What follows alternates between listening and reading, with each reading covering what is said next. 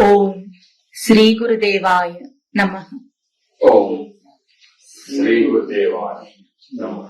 భజ గోవిందం భజ గోవిందం భజ గోవిందం భజ గోవిందం గోవిందం భజ మూఢమతే గోవిందం భజ మూఢమతే సంప్రాప్తే సన్నిహితే కాలే సంప్రాప్తే సన్నిహితే కాలే నహి రక్షతి దుఃఖీకరణే నహి రక్షతి దుఃఖీకరణే. అంగం గళితం అంగం కళితం ఫలితం ముండం ఫలితం ముండం దశన విహీనం దశన విహీనం జాతం తుండం జాతం తుండం వృద్ధో యాతి వృద్ధో యాతి గృహీత్వా దండం గృహీత్వా దండం తదపి తదపి న ముంచతి నముంచతి ఆశాపిండం. ఆశాపీఠం. ఈ భజ గోవింద స్తోత్రాన్ని మననం చేస్తున్నాం. హే మూఢమతే అని ప్రతి వారం మనని సంబోధన చేసి మరి ఒక గొప్ప సూచన చేస్తున్నారు శంకరాచార్యుల వారు. ఎట్లాగని జీవుడు మనిషిగా జన్మనెత్తి కూడా గత జన్మలలో చేసిన పనినే, అంటే 84 లక్షల జీవరాశుల గర్భాలలో చేసిన పనినే మళ్ళీ చేస్తున్నాడు. ఏమిటి అది అంటే కూర్చుకోవటం. మూఢమతి అంటే ముహ వైచిత్య ధాతువు చేత అన్నిటినీ కూర్చుకుంటాడు. వేటిని కూర్చుకుంటాడు? అక్కర్లేని వాటిని చాలా శ్రద్ధగా ఒక తపస్సులాగా కూర్చుకునే ప్రయత్నం చేస్తూ ఉంటాడు. పుట్టిన దగ్గర నుండి పుడకలకు పోయేదాకా కూర్చుకుంటున్నాడు మనిషి కూడా అని. ఇది వాడిని నిశ్చయంగా రక్షతి, నిశ్చయంగా రక్షించదు. ఎప్పుడు? సంప్రాప్తే సన్నిహితే కాలే, దేహం విడిచిపోయే సమయం వచ్చినప్పుడు ఇవేవి కూడా తనని రక్షించవు అని ఒక గొప్ప సూచనని మనకు సంబోధన రూపంలో చూపించారు. ఇది గుర్తించి ప్రతిసారి కూడా మనము మననం చేస్తూ వస్తున్నాం. గోవిందుణ్ణి భజించటము దీనికి తరుణోపాయంగా చూపించారు. గోవిందుణ్ణి భజిస్తే ఈ మూఢమతే అన్న ఆ లక్షణం నుండి తప్పుకుంటాడు, దాటగలుగుతాడు అని ఒక తరుణోపాయాన్ని కూడా అక్కడే ఆ స్తోత్రంలోనే చూపించారు శంకరాచార్యులు వారు. గోవిందుని భజించడం అంటే ఏమిటి? గోభిః వేదాంత వాక్యైః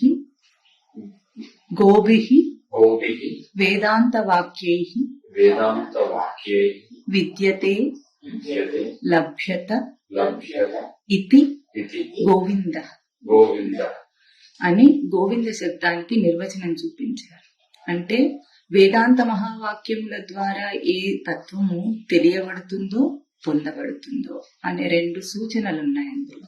ఒకటి తెలియబడాలి, ఒకటి పొందబడాలి. ముందు మన ప్రయత్నం సాధనలో తెలుసుకోవటం, తర్వాత ప్రయత్నం పొందుట. పొందేదాకా తెలిసిందేమవుతుంది? తెలిసినా కూడా దానికి ప్రయోజనం లేదు. అందుకే తెలుసుకోవాలి, పొందాలి. 2 కూడా అంతే ముఖ్యమైన అంశములు, సాధనలు.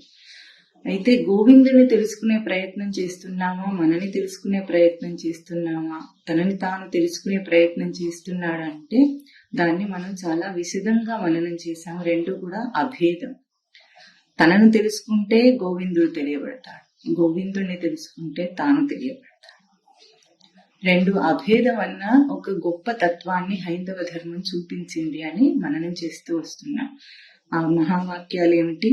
వేదాంత మహావాక్యాలన్నీ ఉపనిషత్ వాక్యాలు. ప్రజ్ఞానం బ్రహ్మ, తత్వమసి, అహం బ్రహ్మాస్మి, అయమాత్మా బ్రహ్మ. ఈ 4 మహావాక్యముల చేత చూపించింది తన స్వరూపాన్ని వేదాంతం, ఉపనిషత్తులు. ముందు ప్రజ్ఞానం బ్రహ్మ మహావాక్యాన్ని మననం చేశాం. ప్రజ్ఞానం అంటే తనకి ప్రతితేన జానాతీతి ప్రజ్ఞ, అంటే స్పష్టంగా ఏది తెలియబడుతుందో అది ప్రజ్ఞ. మనకేం తెలియబడుతుంది? స్పష్టంగా చుట్టూ ఉన్న జగత్తు తెలియబడుతుంది, కానీ దీన్ని ప్రజ్ఞ అనలేదు. నిప్పు ప్రథితం జానాతి ఇది ప్రజ్ఞ. ఇప్పుడు స్పష్టంగా ఏం తెలుస్తుందంటే ఆది మానవుడు నిప్పుని చక్రాన్ని కనుక్కున్న దగ్గర నుండి ఇప్పుడు రాకెట్ యుగం వచ్చింది, రోబోటిక్ యుగం వచ్చింది. అప్పటిదాకా తెలుసుకున్నవన్నీ తెలియబడిన వాటి వల్లనే కనిపిస్తున్నాయి మనకి. అయితే ఇవన్నీ తెలుసుకొని తనకి ఏం ఉపయోగం అయింది అంటే జీవితము సాఫీగా వసతులతో సమకూరిందంతే. కానీ ఇంత సాధించిన వాడు కూడా తనను తాను తెలుసుకోలేకపోయాడు. బయట ఎంత సాధించమన్నా స్పష్టంగా రెడీగా ఉన్నాడు. ఇప్పుడు సైంటిస్ట్, మేధావి. అందుకే పోయిన వారం మహామేధావి అయిన మనిషి అని వీడికి ఒక బిరుదునిచ్చాం. వీడు మహామేధావి. ఎందుకు? ఏం కనుక్కున్నాను అని ఏదేదో కనుక్కున్నానని వెర్రవిగుతున్నాడు. కానీ పశుపక్షాదుల కంటే గొప్పగా తానేం చేయగలిగాడు అన్నది మాత్రం తనని తాను తరచి చూసుకోలేదు. పరిశోధన లేదు, పరిశీలన లేదు తనకి. కానీ ఎంతెంతో చేస్తున్నానని అనుకుంటున్నాడు. అయితే ఇప్పుడు చేయలేదని మనం ఎట్లా క్లెయిమ్ చేసి వాళ్ళని బ్లేమ్ చేయగలం, నిందించగలం అంటే ఇన్ని కనుక్కున్నవాడు ఎందుకు వెలితితో వెళ్ళిపోతున్నాడు? దేహం విడిచేటప్పుడు ఇంత సౌఖ్యము, ఇంత సౌకర్యము ఇన్ని ఉన్నవాడు ఎందుకు మరి వెలితితోనే ఖాళీ చేతులతో వెళ్ళిపోతున్నాడు? అసలు తాను వెళ్ళిపోతున్నాడననే తెలుస్తోందా? ఆ అంశం మీద విచారణ అయినా ఉందా? ఈ రోజు తాను అందరినీ చుట్టూ ఉన్న ప్రాణులని, మనుషులని అందరినీ దేహం విడవగా చూస్తున్నాడు. నేను కూడా వెళ్ళిపోతానని అనుకుంటున్నాడా లేదా? ఒకనాటికి నేను కూడా ఈ దేహం విడిచి వెళ్ళిపోతానని అనుకుంటే హిందూ ధర్మంలో ఉన్నవాడు పునర్జన్మని నమ్ముతాడు, అన్ని ధర్మాల్లో నమ్మకపోవచ్చు. కానీ అట్లా అనుకున్నవాడైనా కనీసం మరి నేనేం తీసుకెళ్తాను? ఒక ఊరికి వెళితే ఎన్నో సర్దుకుని అక్కడ కావలసినవి అన్ని సమకూర్చుకునే వీడు రేపు నేను వెళ్ళిపోయేటప్పుడు ఏం సర్దుకోవాలి? ఏముంది నా దగ్గర తీసుకెళ్లడానికి? ఈ ఒక్క ప్రశ్న వేసుకుంటే జీవితము మలుపు తిరుగుతుందని మననం చేస్తూ వస్తున్నాము. ప్రజ్ఞ అంటే బయటికి కనుక్కోవటం కాదు, అన్నిటినీ తెలుసుకునే తనను తెలుసుకోవటం. అదే ఇక్కడ ఈ చార్ట్ లో చూపించాను గురుదేవుడు. అన్నిటినీ తెలుసుకునే తనను తెలుసుకోవాలి. అన్ని తెలియబడుతున్నాయి నాకు, రైట్? చాలా తెలివైన వాడివి. మనం వాక్యంలో ఏమన్నా తెలివైన వాడివి. ఎట్లా తెలియబడతాయి? అన్ని కూడా తెలివి ఉంటే తెలియబడతాయి. మరి తెలివి నేనా, తెలుసుకున్నది నేనా? గొప్పతనం దేని వల్ల? బయట ఏదో తెలుసుకున్న దాని వలన ఈ రోజు గొప్పవాడు. లోకంలో గొప్పవాళ్ళు అంటే ఎవరు? బయట బాగా చదువున్న వాళ్ళు గొప్పవాళ్ళు, బయట ఎన్నెన్నో సాధించే వాళ్ళు గొప్పవాళ్ళు, ఎన్నెన్నో చేసిన వాళ్ళందరూ గొప్పవాళ్ళు. అదే ఆ కీర్తి ప్రతిష్టల కోసమే ప్రాకులాడుతున్నాడు. మరి అవన్నీ తెలుసుకుంటే నేను గొప్పవాడినా? వాటిని తెలుసుకున్నా నన్ను తెలుసుకుంటే గొప్పవాడినా? తనను తెలుసుకోవడానికి ఇవేవి తెలియనక్కర్లేదు. అవన్నీ తెలిస్తే దానివల్ల తాను గొప్పతనం అనుకున్నది ఈ లోకంలోనే, కానీ వెళ్ళేటప్పుడు తనతో ఆదిరాదు. ఎంత గొప్ప సైంటిస్ట్ కైనా అని చాలా సార్లు ఈ ఉపమానం చెప్పుకుంటున్నాం. ఎందుకు సైంటిస్టునే ప్రతిసారి అంటున్నామంటే సైంటిస్ట్ లౌకికంగా గుడ్డి జనాల కంటే ఎక్కువగా పరిశోధనాత్మకంగా విచారణ చేస్తూ బ్రతుకుతాడు కనుక. కానీ అదంతా బహిర్ముఖమైన విచారణ అయింది. అంతర్ముఖమైన విచారణ తను వెళ్ళలేకపోతున్నాడు, అంతదాకా వెళ్ళలేకపోతున్నాడు. ఇన్ని సాధించిన మనిషికి కూడా గంటసేపు కూర్చోబెట్టి తానెవరో తెలుసుకోమంటే వాడికి చాలా భారంగా ఉంటుంది. బయటి వాటిని ఎన్నైనా తెలుసుకోవడానికి ఎంతైనా చదువుతాడు. ఎన్ని కోర్సులు చదవమంటే అన్ని కోర్సులు చదువుతాడు. కానీ తన గురించిన ఒక అంశం తీసుకొచ్చి గట్టిగా కూర్చోబెట్టి చెప్తే నాకు రావట్లేదు, నాకు అర్థం కావట్లేదు అంటే. అందుకే మూఢమతి అన్న ఒక పదం వాడింది ఇక్కడ శృతి. అయితే ఇప్పుడు తనను తాను తెలుసుకోవటం అంత కష్టమైన పనా? ఎందుకు అంత కష్టమైన పని అయింది? అంత భారం ఎందుకు అయింది అంటే నిజానికి తనను తాను తెలుసుకోవటం చాలా సహజమైన స్థితిలో తెలుసుకోగలడు. మనం దాన్ని కష్టతరం చేసుకుంటున్నాం, కాంప్లికేట్ చేస్తాం జీవితాన్ని. జీవితము సాఫీగా సహజంగా సాగుతున్న వాటిని బాగా కష్టతరం చేసుకునేది మనమే. పైగా ఏమంటాము? ఇవన్నీ ఏ దేవుడో సృష్టించాడంటాం. ఏ దేవుడు ఇవన్నీ ఏవి సృష్టించలేదు. ఈ రోజు మనిషి ఏవేవి కల్పించుకొని కష్టపడుతున్నాడో అవి ఏ దేవుడు సృష్టిలో లేవు. ఏ దేవుడు సృష్టి చేయలేదు, తనకు తానే కల్పించుకున్న ఇది జగత్. ఎట్లా తెలియాలి? ఈ రోజు మనకున్న విషయాలన్నిటినీ ఒక్కొక్కటి తరిచి చూసుకుని ఒక్కొక్క విషయంలో ఎవరు కల్పిస్తే ఇది నాకు సత్యంగా కనిపిస్తుంది. బంధం, మోహం, కష్టం, సుఖం ఇవన్నీ వస్తున్నాయి. వీటి వల్ల తనకేముంది? టైం పాస్, కాలహరణ అవుతుంది. అప్పుడే తనకు బాగుంది, లేకపోతే తోచదు వీడికి. ఇవి ఏ దేవుడు కల్పించాడు అన్న ఒక్క ప్రశ్న లేదు. గుడ్డిగా అనుకోవటం, ఏ దేవుడు కల్పించాడు, ఈ విషయాలు నాకు ఉన్నాయి, నేను ఇక్కడ ఉన్నాను, వీటిని ఈదాల్సిందే, కష్టతరమైన సంసారంలో ఈదాల్సిందే అని తనకు తాను సిద్ధమై ఏర్పాటై వెళ్ళిపోతున్నాడు. కానీ ఎందుకు అన్న ఒక్క ప్రశ్న వేసుకుంటే ఆగిపోతుంది. సృష్టి ఆగాలన్నా, జగత్తు ఆగాలన్నా, లోకం కనిపించకుండా పోవాలన్నా తన చేతుల్లో పని గాని దాంతో పని కాదు. ఎందుకు? కళ వస్తుంది, దాన్ని ఆపేయాలంటే నువ్వు మేలుకోవాలి. చాలా సార్లు ఉపమానం చెప్పుకుంటాం. భయంకరమైన కళ వస్తోంది, ఆగిపోవాలంటే నువ్వు లేస్తే చాలు, దాన్ని ఎట్లా ఆపలేవో అట్లాగే ఈ జగత్తులో ఈ విషయాలన్నీ నిన్ను కష్టపెడుతుంటే నువ్వు మేలుకుంటే చాలు. కేవలం ఇవి కనిపిస్తున్నాయంటే ఒకే కారణము, అది అజ్ఞానం, తెలియకపోవటం. ఏం తెలియకపోవటం? అది ఎట్లా కనిపిస్తుందో నీకు తెలియకపోవటం. ఇంత మాత్రం చేతనే ఇంత జగత్తును కల్పించుకున్నాడు మనిషి. ఇప్పుడు ఎట్లా ఉందంటే చిక్కుబడిన దారంలాగా తయారైంది జీవితం. ఎక్కడ ఏది కదిలించినా దారం దిగేటట్లుంది కానీ చిక్కు మాత్రం విడటం లేదు. దీన్ని విప్పడానికి ఏం కావాలి? చిక్కుబడిన దారం విప్పడానికి ఏం కావాలంటే అంతే, ఓర్పు, నేర్పు. ఈ ఓర్పు నేర్పుని సాధనలో పెడితే ఇంతసేపు అక్కర్లేదు. చిక్కు చేయడానికి కష్టపడ్డంతసేపు అక్కర్లేదు.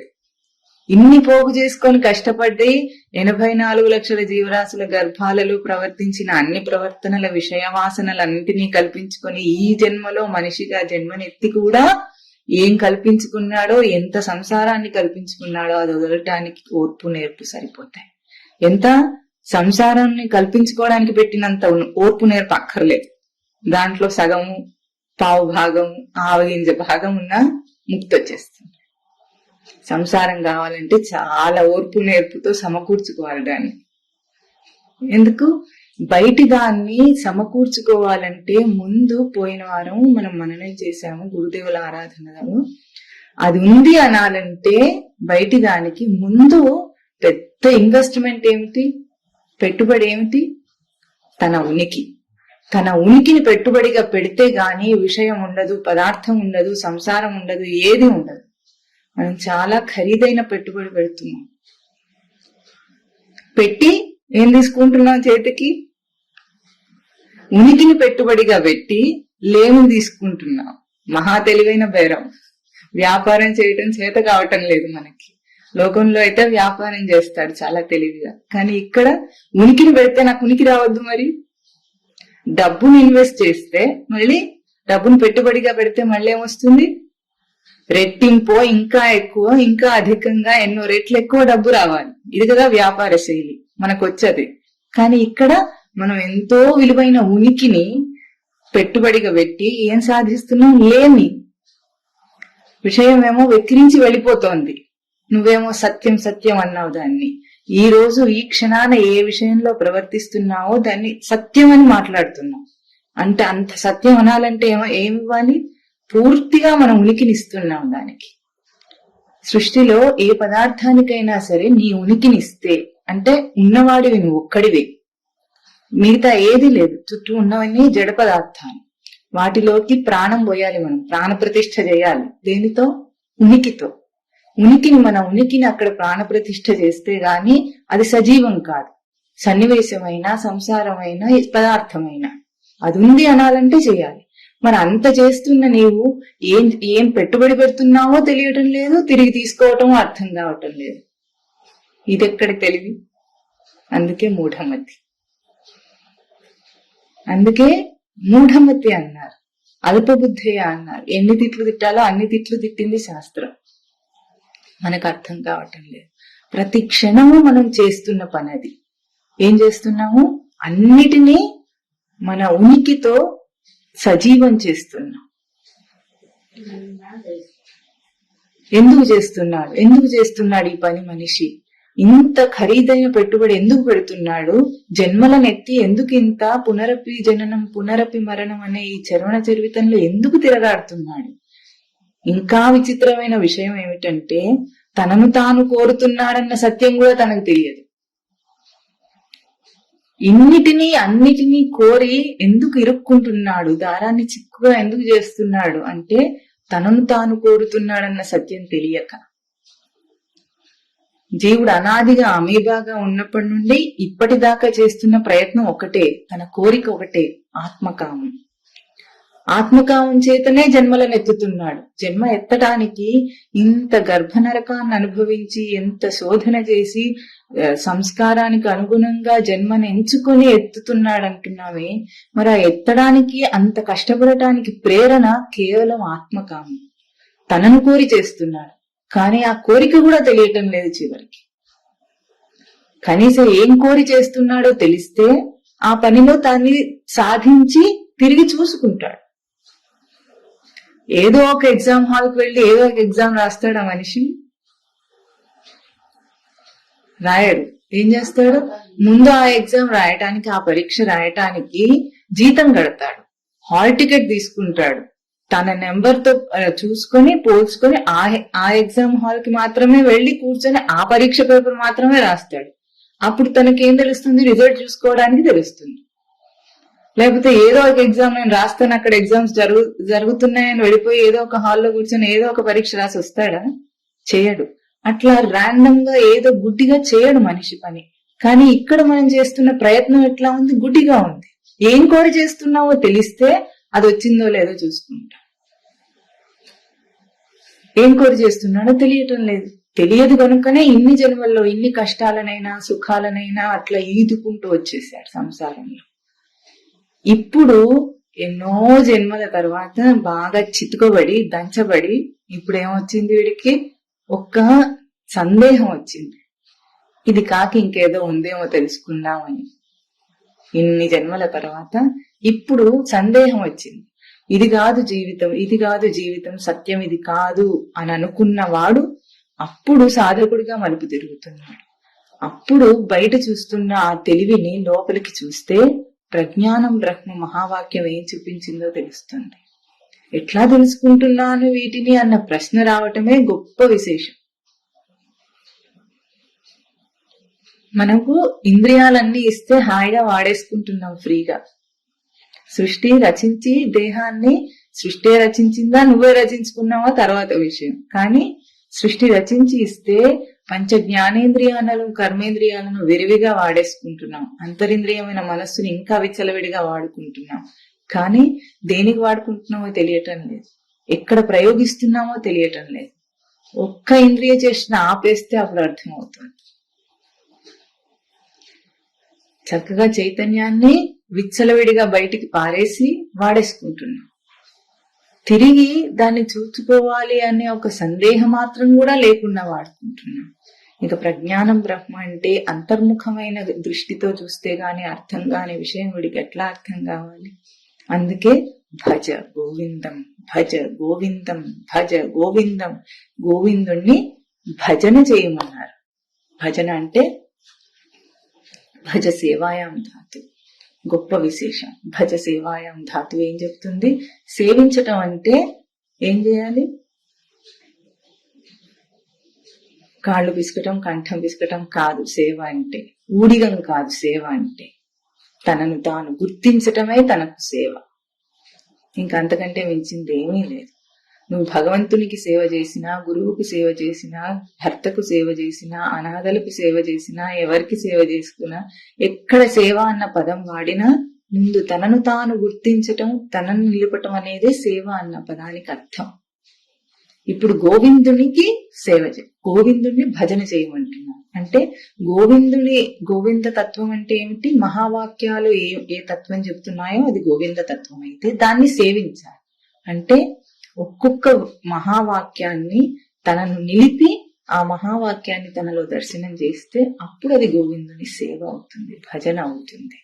అప్పుడు ఈ మూఢమతి అన్న ఆ స్థితి నుండి, ఆ ఎరుక, మతి అంటే ఎరుక, మూఢమైన ఎరుక ఏమిటి, బయట దాన్ని కూర్చుకునే ఆ ఎరుక నుండి తనను తాను ఉపసంహరించుకొని లోపల దాన్ని కూర్చుకుంటాడు. ఇప్పుడు మూర్తి శబ్దానికి కూడా మోహ సముచ్ఛ్రాయం అంటే ఇది మోహము, మూఢ శబ్దము, మోహం నుండి ఉచ్ఛ్రయం, పైకి ఎదుగుట, నిరంతర గమనమునకు ఎదుగుట. తాత్కాలికమైన వాటిని కూర్చుకొని మనం ఏం చేస్తున్నాం, ఇక్కడ అయిపోయిందని తైతక్కలాడుతున్నాం, డాన్స్ చేసి అయిపోయింది అనుకుంటున్నాం. ఏం కాలేదు, ఇంకా మొదలే పెట్టలేదు ఇంకా మనం. ఇప్పుడు ఆ తాత్కాలికమైన ఆ కూర్పు నుండి తనకి శాశ్వతమైన ఏ భావం ఉందో దాన్ని కూర్చుకునే దానికి చేసేదే సాధన. అది గోవిందుణ్ణి భజన చేయటం. ప్రజ్ఞానం బ్రహ్మ మహావాక్యం ఏం చెప్తుంది, అన్నిటినీ చూస్తున్నాం. దేని చేత? కంటి చేత. దీనికి ఏకశ్లోకిలో శంకరులు చాలా చక్కగా 4 ప్రశ్నల్లో ముగించేశారు. మన జగత్తు సత్యం అన్న వాదాన్ని కొట్టిపారేయటానికి శాస్త్రానికి అట్టే సమయం పట్టదు. మనం ఎంత సత్యం అన్నా ఉన్నదన్నా అది 4 ప్రశ్నల్లో కాదు, ఒక్క ప్రశ్నలో కూడా తీసి పారేయగలదు. మనం ఎట్లా ఉంటాము, మూర్ఖంగా అదే సత్యం అంటాం. చూస్తున్నానన్నావు, దేని చేత? దేని చేత చూడగలడు? కంటితో. గుడ్డివాడు కూడా చూస్తున్నాడా లేదా? గుడ్డివాడు పనులన్నీ చేసుకుంటున్నాడా లేదా? ఎట్లా చేస్తున్నాడు? జ్ఞాననేత్రము అన్న పదం వాడేసాం, అంత పెద్ద పదం అది. ఆ జ్ఞాననేత్రం అన్న పదం వాడేటప్పుడు స్పర్శ చేత. స్పర్శ చేయి వల్లనే తెలుస్తోందా? కేవలం చేయి వల్లనే తెలుసుకోగలిగితే వాసన చేత చూస్తున్నానంటాడు, రుచి చేత చూస్తున్నానంటాడు, స్పర్శ చేత చూస్తున్నానంటాడు, వింటున్నానన్నప్పుడు కూడా చూసిన వాడే అవుతున్నాడు, కంటి చేత కూడా చూసిన వాడే అవుతున్నాడు. ఈ 5 పంచ జ్ఞానేంద్రియముల కంటే ఇంకొకటేదో ఉంది, తెలుస్తోంది, చూసేదేదో ఉంది. అంటే ఈ భౌతికమైన ఈ ఆవరణ నుండి ఇంకాస్త లోపలికి వెళ్తే అభౌతికమైన ఆవరణ ఉంది, తెలుస్తోంది మనకు. మనకేం తెలియంది ఏం కాదు, ఈ విద్య చాలా బాగా తెలుసు, అందరికీ తెలుసు, పశుపక్షాదులకు కూడా తెలుసు. అది కూడా లోపల అనుకునే చేస్తుంది కానీ ఊరికే గుడ్డిగా చేయదు. అయితే దాని పరిమితమైన గ్రహింపు, మనది అపరిమితమైన స్వరూపం. ఆ అపరిమితమైన స్వరూపంలో దేనితో తెలుసుకుంటున్నాము? ఒక్క ఇంద్రియ చేష్టలో ఆగి ప్రశ్నించు. అర్థం కాకుండా ఉండేంత కష్టం ఏముంది ఇందులో? మనం ఏం ఊహించుకుంటామంటే ఆధ్యాత్మిక సాధనకు వచ్చిన తర్వాత చాలా కష్టపడాలి అని ముందే ప్రిపేర్ అవుతాడు. ప్రిపేర్ అయిపోయి ఎంతో సాధన చేస్తే గాని, ఎన్నో జన్మలో సాధన చేస్తే గాని రాదేమో అనుకుంటాడు. తప్పు. అతి సునాయాసంగా చేయగలిగిన పని. లోకంలో ఏది చేయడం కన్నా కూడా ఈ ఆధ్యాత్మ విద్య సాధన చేయటం అన్నిటికంటే సులభం. ఎందుకు? ఏం చేయకుండా ఉంటే అదే తెలిసిపోతుంది కాబట్టి. మనకెందుకు తెలియటం లేదు? నిరంతరం ఏదో ఒకటి కావాలని వెళ్ళిపోతుంటే తెలియటం లేదు. ఏం చేయకుండా కాసేపు ఆగు, అక్కడే ఉంది స్వరూపం. మనం ఏదైనా కావాలని వెళ్ళాలంటే ఎక్కడి నుండి బయలుదేరుతాం?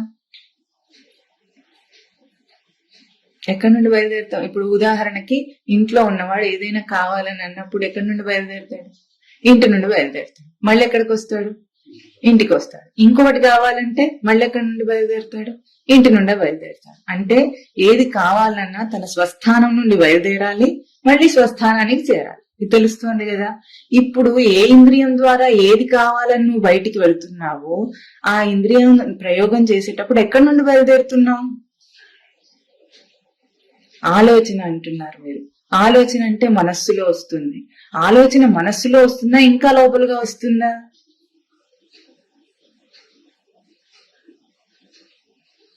మనస్సు ఊహిస్తోంది, నువ్వు కావాలంటున్నావు, బయలుదేరుతున్నావు మనస్సు దగ్గర నుండి. కానీ మనస్సుకి ఆ తేజస్ ఎక్కడి నుండి ఉంది? దేన్నైనా సరే నీతో చేయించగల శక్తి దాని దగ్గర ఎక్కడి నుండి ఉంది? ఆత్మ చైతన్యం ఆశ్రిత్య దేహేంద్రియాలన్నీ కూడా ఆత్మ చైతన్యాన్ని ఆశ్రయించే పనిచేస్తున్నాయి. ఒక్కసారి ప్లగ్ తీసామంటే ఏది పనిచేయదు. అర్థమైంది కదా మనకి? ఇంతే. ఏ ఇంద్రియ ప్రక్రియ అయినా సరే నీ ఆత్మ చైతన్యాన్ని ఆశ్రయించి అదంత తేజోవంతంగా పనిచేస్తుంది. నువ్వు ప్రతి ప్రయోగానికి ఇంటి నుండి బయలుదేరాలి, మళ్ళీ ఇంటికే రావాలి. ఇప్పుడు నువ్వు ఎక్కడి నుండి బయలుదేరుతున్నావు? ఇంద్రియాన్ని ప్రయోగిస్తున్నావు అంటే నీ స్వస్థానం నుండి బయలుదేరుతున్నావు. మళ్ళీ స్వస్థానానికి వస్తావు, రావాల్సిందే. మళ్ళీ ఇంకో ఇంద్రియంలో ప్రయోగించాలి. అట్లా నిర్విరామంగా ప్రయోగిస్తున్న వాడివి ప్రజ్ఞానం బ్రహ్మ అంటే దాన్ని తెలుసుకోవటం కాదు, నిన్ను తెలుసుకోవటం. ఏ స్వస్థానం నుండి బయలుదేరుతున్నావో దాన్ని గుర్తించు. అది కదా నీ రూపం. ఇప్పుడు ఇది మనకు అంత కష్టం ఏముంది? ఇందులో పైసా ఖర్చుందా? బయట ఏ పూజలు వ్రతాలు చేయాలన్నా ఏం కావాలి? పరమస్వామి గారు చెప్పేవారు, ఏం కావాలి? మామిడి తోరణాలు కావాలా? అరటి చెట్లు కావాలా? సత్యనారాయణ వ్రతం చేయాలంటే ఏమేం కావాలమ్మా చెప్పండి. కష్టం ఏమేమి మనము ఏ కష్టాన్ని కూరుస్తున్నామో చూడండి. అంతేనా? చెప్పండి, ఏమేమి వస్తువులు కావాలి? మామిడి తోరణం కావాలి, రాయటం, పసుపు రాయాలట గుమ్మానికి. ఇంకా సరే చెప్పండి, మీకు ఏం కావాలో అవి చెప్పండి. సత్యనారాయణ వ్రతం మనం చేయాలంటే ఏం కావాలి? ఇది ప్రశ్న. మండపం కట్టాలి, పీట వేయాలి, వస్త్రం పరచాలి, ధాన్యం పోయాలి, ఇంకా సత్యనారాయణ స్వరూప ఫోటో పెట్టుకోవాలి.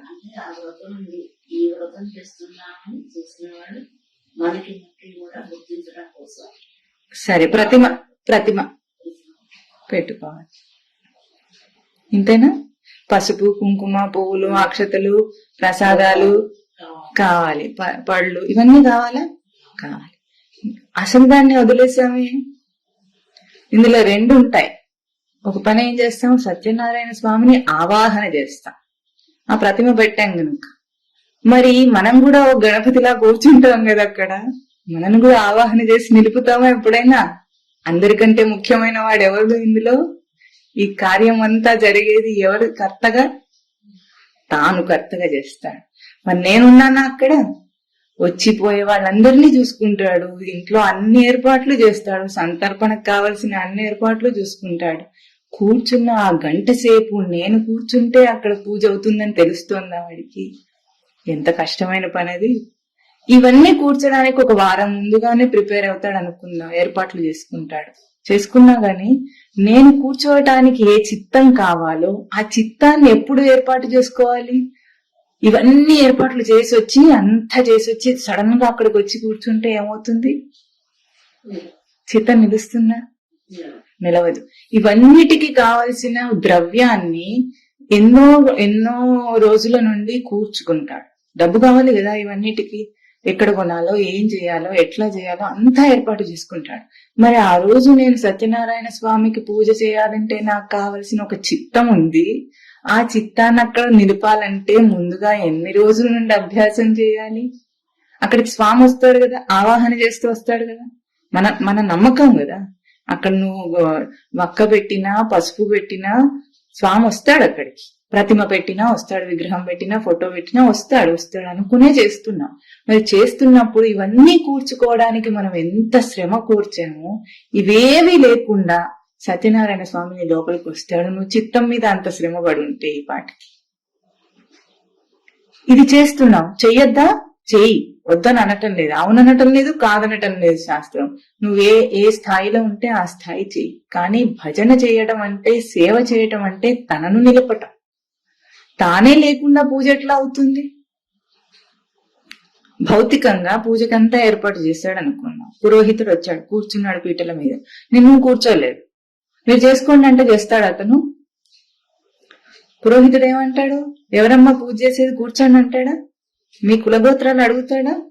గోత్రం వాళ్ళని చెప్పాలంటే మనం అక్కడ ఉండాలా? మరి ఇంత భౌతిక వ్యవస్థని సత్యంగా చూస్తున్న మనం అభౌతికమైన ఒక చిన్న అంశాన్ని వదిలేసాం. నేనున్నానా అక్కడ? నా దేహం ఉంటే సరిపోతుందా? ఇప్పుడు దానికి ఏం కావాలి? ఇంటికి ఎవరినైనా బంధువులను పిలిచాం, వియాల వారు వస్తారు. మనం సత్యనారాయణ పూజ చేసుకుంటే మనం ఏం చేస్తాం? ముందుగా వాళ్ళకు ఒక ఉన్నతాసనాన్ని ఏర్పాటు చేస్తాం. అవునా? ఉన్నతాసనాల్లో ముఖ్యమైన వాళ్ళు కూర్చుంటారు, తర్వాత మిగతా వాళ్ళు చాపలేస్తూ కూర్చుంటారు. అర్థమైంది కదా? మనకు అర్థమైంది. అంటే ఒక ముఖ్యమైన వ్యక్తి రావాలంటే ఒక ఉన్నతాసనం ఉండాలి అక్కడ. ఇప్పుడు తనను నిలిపే ఉన్నతాసనం ఏమిటి? తనకి తన చిత్తం నిలవాలంటే ఏం చేయాలి? ఇది కదా భజన చేయటం అంటే. ఈ భజన చేసి ఏ పూజలైనా చేయొచ్చు. శివుణ్ణి ఆరాధిస్తావో, గోవిందుని ఆరాధిస్తావో, అమ్మవారినే పూజ చేస్తావో, గడపకే పూజ చేస్తావో, రాయికే పూజ చేస్తావో, రప్పకే పూజ చేస్తావో, హిందూ ధర్మం ఏమనలేదు. అందుకే రాయి, రప్ప, చెట్టు, గుట్ట, కొండ, గుట్ట అన్ని దేవుళ్ళే. హిందువులకు అన్ని దేవుళ్ళే. నువ్వు గోవర్ధనగిరినే పూజ చేసినా సరే, రావి చెట్టుకే దారంగా చుట్టినా సరే ఏమనలేదు అది. ఎందుకు? చేసే కర్తనే దేవుడిగా చూపించింది కదా. ఇట్లాగే ఒక మహాభక్తుడు ఉన్నట్ట. ఆ మహాభక్తుడు ఏం చేశాడు? బాగా శివుడి పూజ చేసేవాడు, శివుడి కోసం తప్పించిపోయేవాడట. ఒకానొక రోజు ఏమైంది? ఇంకా బాగా ఏడ్చేశాడు శివుడి గురించి. స్వామి, నువ్వు నాకు దర్శనం ఇస్తావా ఇవ్వవా, లేకపోతే ఇంకా నేను దేహాన్ని విడిచేస్తానన్నాడు. అప్పుడు శివుడు కలలో కనిపించి, రేపు నేను నీకు దర్శనం ఇవ్వబోతున్నానని చెప్పాడు. అయితే రేపు రోజంతా కూడా నీకు ఎవరైతే తల లేకుండా, మెడకాయ మీద తలకాయ లేకుండా కనిపిస్తాడో వాడే శివుడని గుర్తించు అని చెప్పారు.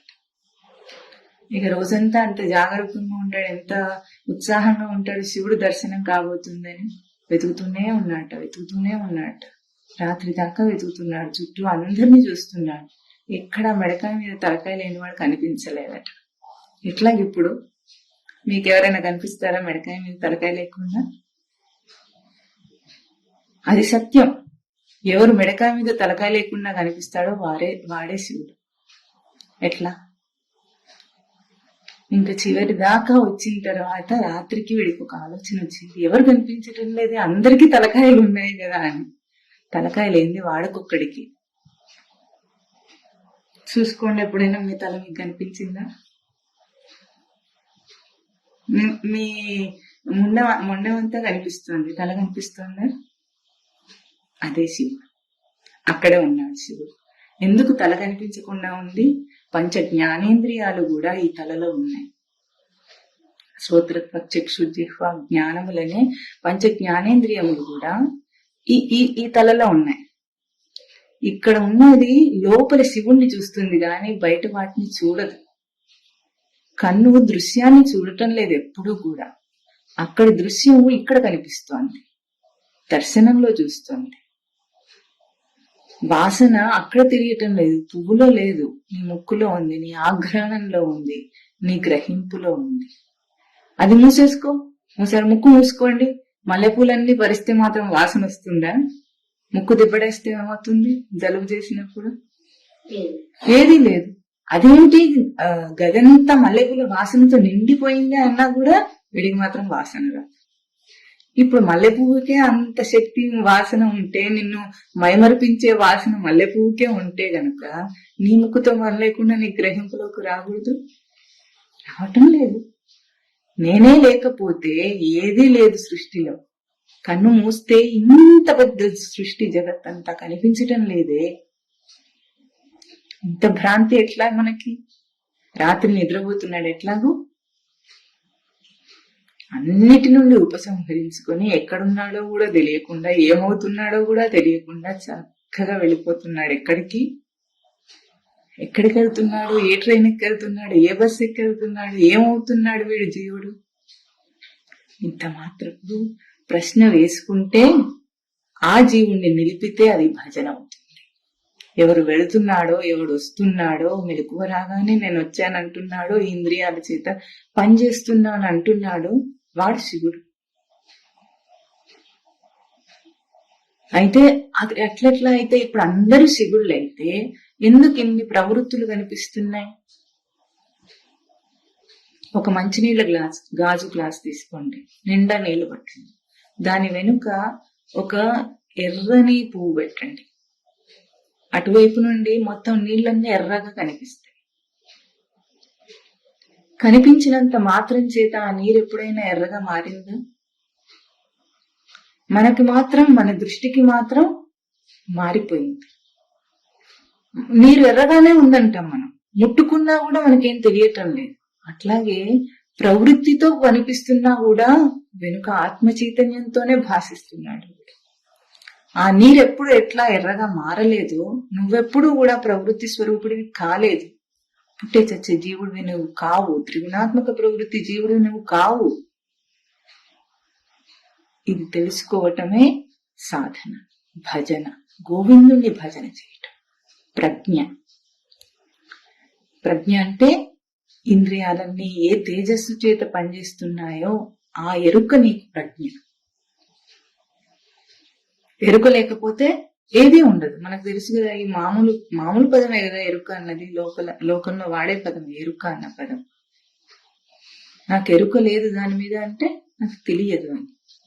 ఏ ఎరుక లేదు, అది తెలియదు అంటున్నావు, కానీ నీకు నువ్వు తెలియదు. అది తెలుసు అంటున్నావు, అది తెలుసుకోలేదు. నువ్వు ఎప్పుడూ అది తెలుసుకోలేవు. నిన్ను తెలుసుకుంటే అది తెలుసుకోగలవు. అది తెలుసుకోవాలంటే బాగా మనం గుర్తించాలి. రోజు మనం చేసే పని ఏమిటంటే లేస్తూనే పనికి వెళుతూనే మన ఉనికిని ఇచ్చేస్తాం, అక్కడికి ప్రసరింపజేస్తాం.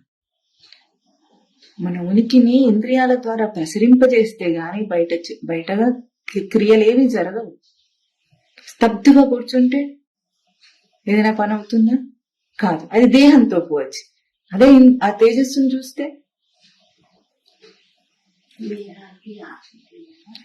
ఆ ఆత్మ చైతన్యాన్ని నేను ప్రసరింపజేస్తే గాని దేహం లేవదు. పోనీ ఏదైనా రుగ్మత వచ్చిందనుకుందాం, ఆ రుగ్మత వచ్చినప్పటికీ కూడా దేహం కష్టపడుతోంది అంటే దాని అర్థం ఏమిటి? దేహాన్ని లేపలేకపోతున్నాం అంటే దేహం పని చేయలేకపోతుంది దాని స్థితిగతులను బట్టి. కానీ లోపల ఉన్న చైతన్యానికి ఆ అవాంతరం లేదు. వైరింగ్ పాడైపోతే కరెంట్ రావటం లేదు ఇక్కడ దాకా, వైరింగ్ మార్చేస్తే వచ్చేస్తుంది. అది ఎట్లాగో దేహానికి రుగ్మత రావచ్చు, కానీ దేహానికి రుగ్మత వచ్చి బయట క్రియలను చేయలేకపోవచ్చు, చేష్టలను చేయలేకపోవచ్చు. కానీ తనను తాను తెలుసుకోవటానికి నువ్వు మరణశయ్య మీద ఉన్నా సరే నువ్వు తెలుసుకోవచ్చు. తనకి ఏం కావాలట? ఏం అక్కర్లేదు, గుర్తింపు కావాలి, నిలకడ కావాలి. మీరు అన్నారే ఓర్పు, నేర్పు, అవి కావాలి. ఇంత మాత్రమే. ఏం ఖర్చు లేదు. పైసా ఖర్చు లేకుండా వచ్చేది ముక్తొక్కటే. మిగతా వాటన్నిటికీ డబ్బు కావాలి. మనకేమనిపిస్తుంది? డబ్బు లేకుండా జీవితం సాగదనిపిస్తుంది, డబ్బు లేకుండా లోకం నడవదనిపిస్తుంది. అర్థం అనర్థం భావయ నిత్యం నాస్తి తత సుఖ లేస సత్యం. ఇంతకు ముందే వచ్చిన ఇవన్నీ కూడా భజగోవిందం. అర్థం అనర్థదాయకం. ఎందుకు? బయటి దృష్టి వస్తోంది నీకు. ఇంత విన్న తర్వాత కూడా మనం ఏమంటాం? అయినా సరే దేహం నడవాలంటే ఇవి కావాలి. సరే, దైహిక ప్రక్రియకి వ్యవహారం కోసం నేను ఆ డబ్బును ఆశ్రయిస్తున్నాననైనా తెలిసి గుర్తించి దానికోసం అది కావాలి, కానీ నా కోసం కాదు. అది నన్ను నేను తెలుసుకోవడానికి కాదు అది ఉపయోగపడేది. దేహం ఉంది కనుక, వ్యవస్థ ఇట్లా ఊహించబడింది, జగత్తు ఇట్లా కల్పించబడింది కనుక ఆ జగత్తులో ప్రవర్తిస్తున్నాను అనుకుంటున్నాను గనుక ఆ డబ్బుతో నాకు పని. అంతకంటే నాకు దానికి ఏం సంబంధం లేదు. ఇదెంత సత్యమో ఆ డబ్బు కూడా అంతే సత్యం. ఎంత సత్యం అది? ఉన్నదన్నంతసేపే సత్యం. లేదంటే పోయేది, కాదంటే పోయేది. నాది నాది నాది అనుకున్న ఇల్లు ఖాళీ చేసి ఇంకో ఇంటికి వెళ్ళిపోతే మళ్ళీ ఆ ఖాళీ ఇంటి మీద ఎవరైనా అసలు ఆలోచిస్తాడా? వాడికి ఏముంటుంది? ఏదో వదిలేసా, అయిపోయింది, ఇప్పుడు నేను ఎక్కడుంటే అదే నా ఇల్లు అని ఎట్లా అనుకుంటాడో. నువ్వు ఏ విషయంలో ప్రవర్తిస్తున్నావో ఆ విషయమే సత్యంగా కనిపిస్తుంది మనకి. అయిపోయినవన్నిటినీ ఎంత సునాయాసంగా వదిలిపెట్టేస్తాం. ఎక్కడున్నాయి విషయాలన్నీ? ఏవి నా వాళ్ళందరూ ఏరి? అందరూ పోయారు కదా. నా అనుకున్నాను, ఈరోజు వీళ్ళందరూ కూడా వద్దంటే పోతారు. అంత కఠినంగా ఎట్లా అనగలం? రోజు రాత్రికి ఎట్లా అంటున్నాం? పొత్తిళ్లలో పసికందును కూడా వదిలేసి పడుకుంటోంది తల్లి. ఎట్లా అనగలుగుతున్నాం? అది స్వస్థానం. నీ స్వస్థానం అది గనుక హాయిగా వెళ్ళిపోగలం. ఆ స్థానంలో ఎవరికైనా హాయి లేకుండా ఉందా? గాఢ నిద్ర హాయి లేకుండా ఎవరికైనా ఉంటుందా? ఎన్ని భోగాలకైనా సాటొస్తుందా ఒక నిద్ర? ఈ భోగాలన్నీ సుఖాన్ని ఇస్తాయి కదా మనకి. లోకంలో రుచికరమైన ఆహార పదార్థాలు, వైభోగాలు ఇవన్నీ సుఖాన్ని ఇస్తాయి అనుకుంటున్నాం. అవన్నిటికంటే సుఖం నిద్రలో ఉందా, వాటిలో ఉందా? ఒక్క మనిషిని చెప్పమనండి. మరి అయిపోయింది. హంసతుడిగా తల్పం మీద పడుకోబెట్టిన నిద్ర రాని వాడికి ఆ భోగం దేనికి? నేల మీద నిద్రపోయిన వాడు సుఖంగా ఉన్నాడు. అంటే నిద్రలో సుఖం ఉంది అని అనుకుంటున్నవాడు మరి నిద్ర యొక్క స్థితి ఏమిటి? అచేతనం కాదది. దాన్ని విషయాల నుండి ఉపసంహారం చేసుకున్న నీ స్వస్థితి గుర్తిస్తే అదే నీకు సుషుప్తియే నీకు ముక్తికి సాధన అవుతుంది. గుర్తించకపోతే తమో గుణమైంది. అర్థం కాలేదు. రోజు నిద్రపోతున్నాను నేను అని తెలుసుకో అని ఈ ఉపమానాన్ని చూపించింది మాండూక్యోపనిషత్తు. కానీ ఈ రోజు మనం అనుభవిస్తున్న ఈ స్థితిని కూడా కేవలం ఎరుక గుర్తింపు లేనంత మాత్రం చేత తమోగుణ నిద్ర అయింది. అది గుర్తిస్తే అదే ధ్యానం, గుర్తించకపోతే తమోగుణ. మనదంతా తమోగుణ నిద్రయే. ఉపమానానికి మనం పోల్చి చెప్పుకుంటున్నాం అందరం చేసేది. ఎన్నోసార్లు ఈ ఉపమానాన్ని ప్రవచనాల్లో మనం మళ్ళీ మళ్ళీ మననం చేస్తున్నాం. లేస్తున్న వెంటనే ఏం చేస్తున్నాము?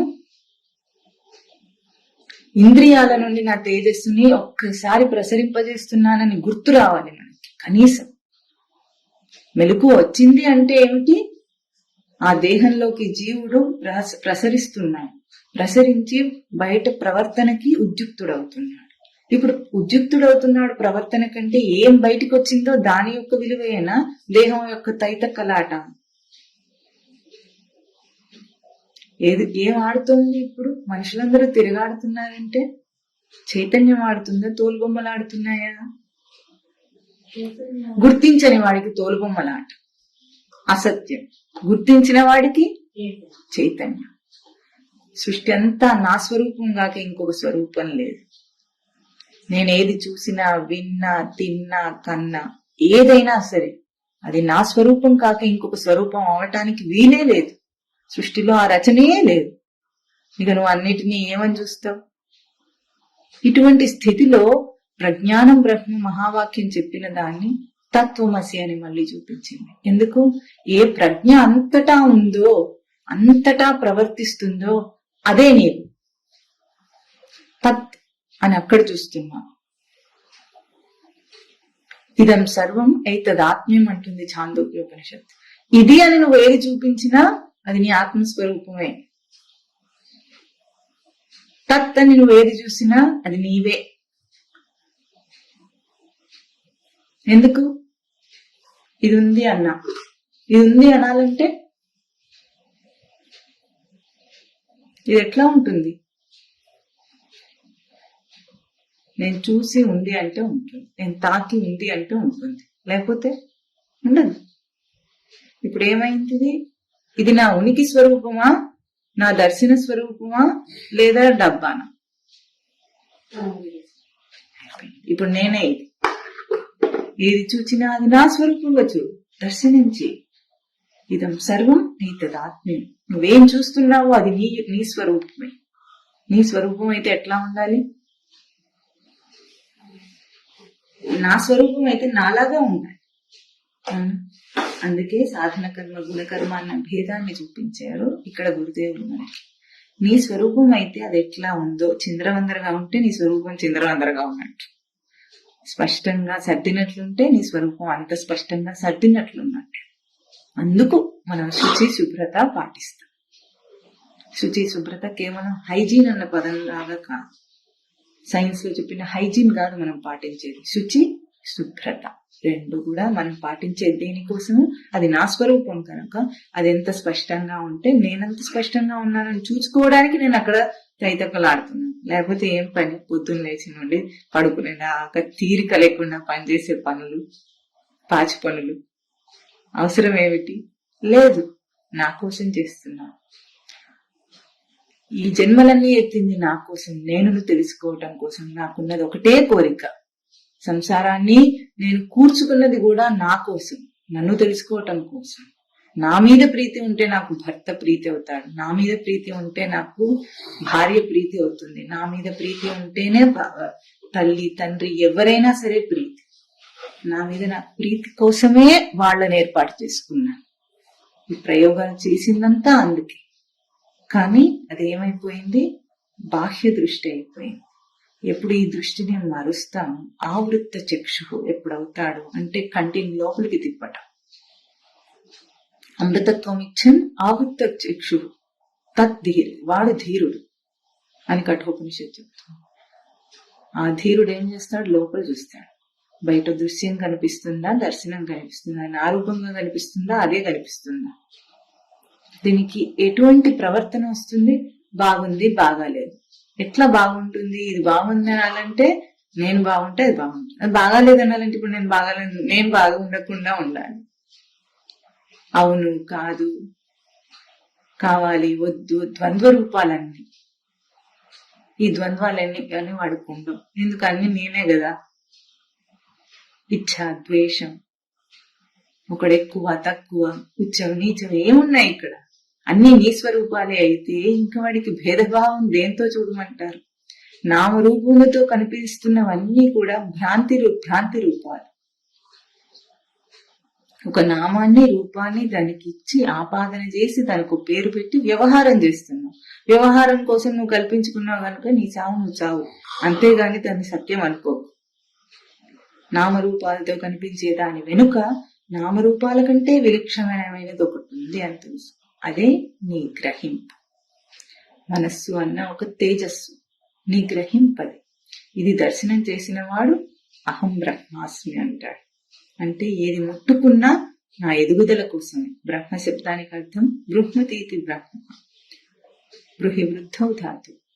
ఏ పని చేస్తున్నా, ఇక్కడ నేను వేలు పెట్టినా అది దేనికోసం, నేను ఎదగటం కోసం. జీవుడు ఎదగాలి, సంస్కార రూపంలో ఎదగాలి. దానికోసమే నా ప్రయత్నం. నేను ఏం చేసినా సరే, దగ్గినా తుమ్మినా నడిచినా పూజ చేసినా సంసారంలో ఉన్నా, ఎక్కడైనా ఎదగచ్చు.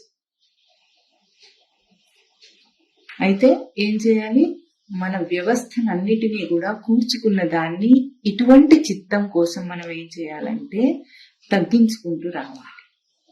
ఎంత బాగా కల్పించుకున్నాం, పెంట అంత కల్పించుకున్నాం, అది లోపల ఉన్న ఆత్మ ప్రకాశం కనిపించినంత మట్టి కొట్టుకుంది మనకి. దాన్ని శుభ్రం చేసుకోవాలి అంతే. అంటే ఈ కూర్చుకున్న విషయాలన్నిటినీ, కూర్చుకున్న సంసారాలన్నిటినీ ఒక్కొక్క దాన్ని తీసేయి. నువ్వు ఉంటావో ఉండవో చూసుకో, హాయిగా ఉంటావు. తీసేయటం మనకు కావాలి. కూర్చుకున్నాం, ఇప్పుడు ఏం చేయాలి, చెత్త అంతా ఇంట్లోకి వచ్చింది, ఏం చేయాలి, అంతే.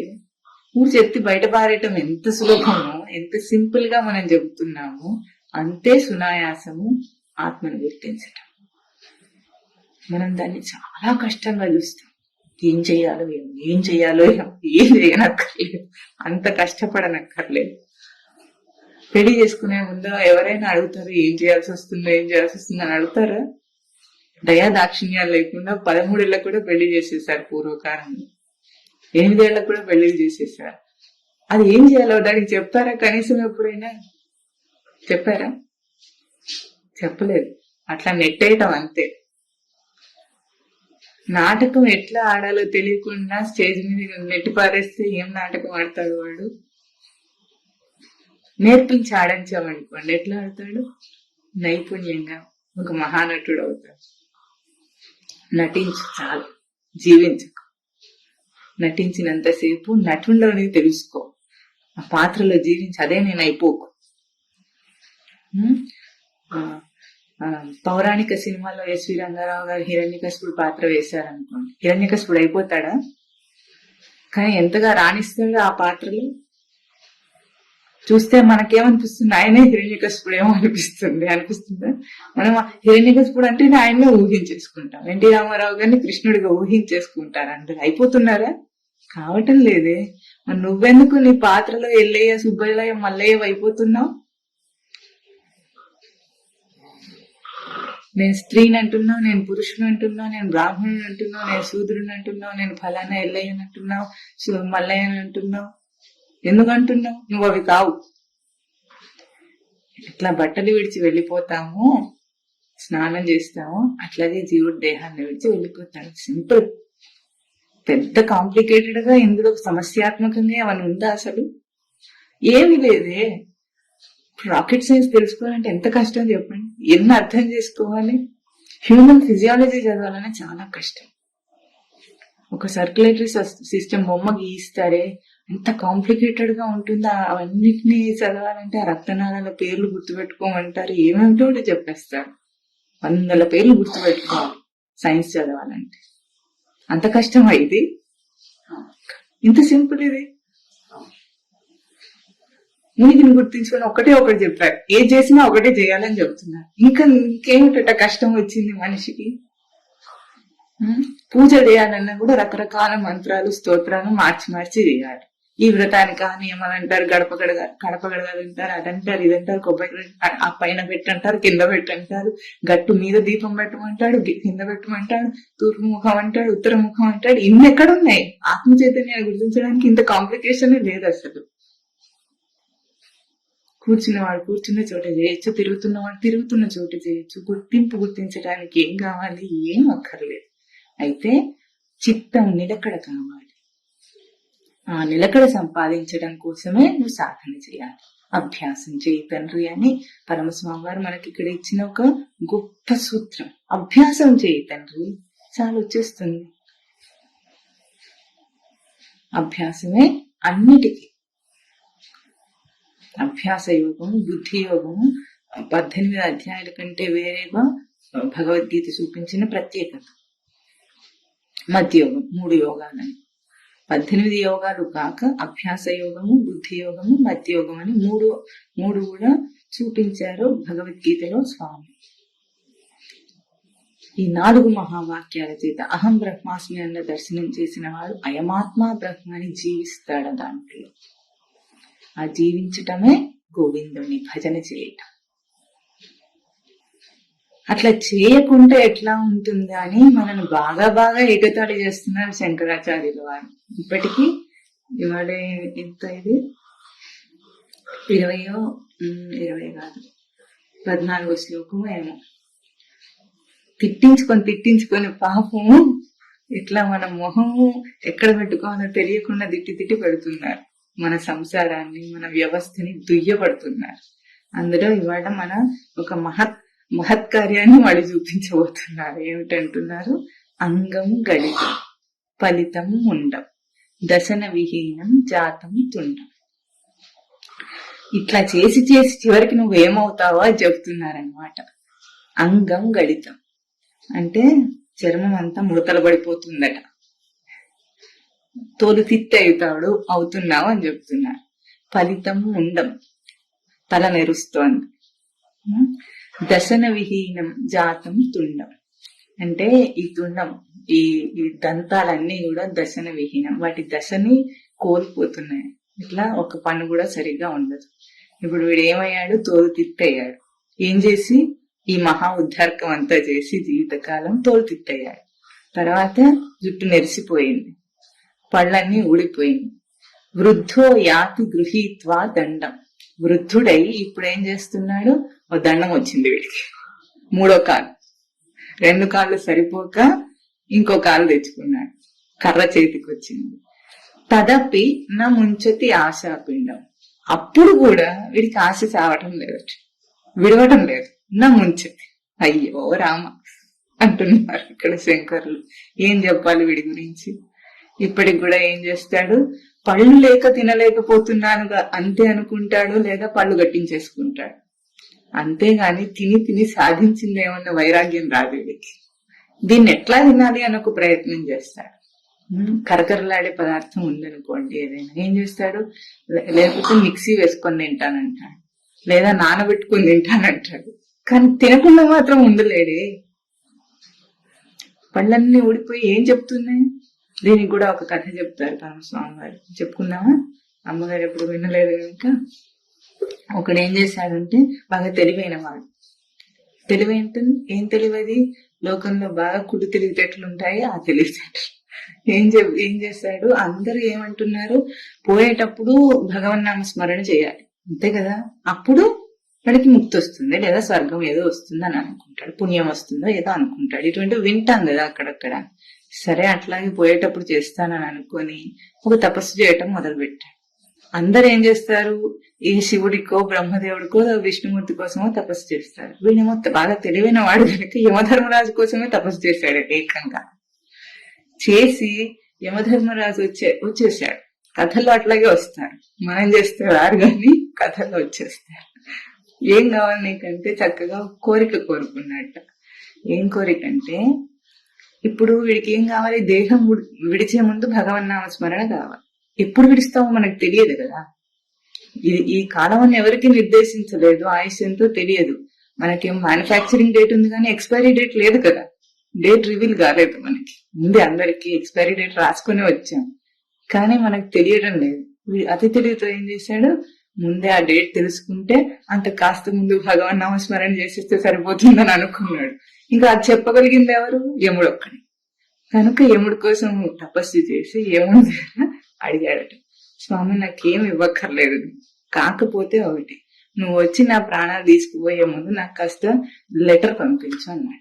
ఆ లెటర్ పంపించుకోవాలి, నాకు కాస్త సూచన చెయ్యి. సూచన చేస్తే నేను రెడీగా ఉంటాను, వచ్చేస్తా. ఇంతే. వీడు కోరుకుంది పెద్దగా ఏం కోరుకోలేదు, ఇంతే కోరుకున్నాడు.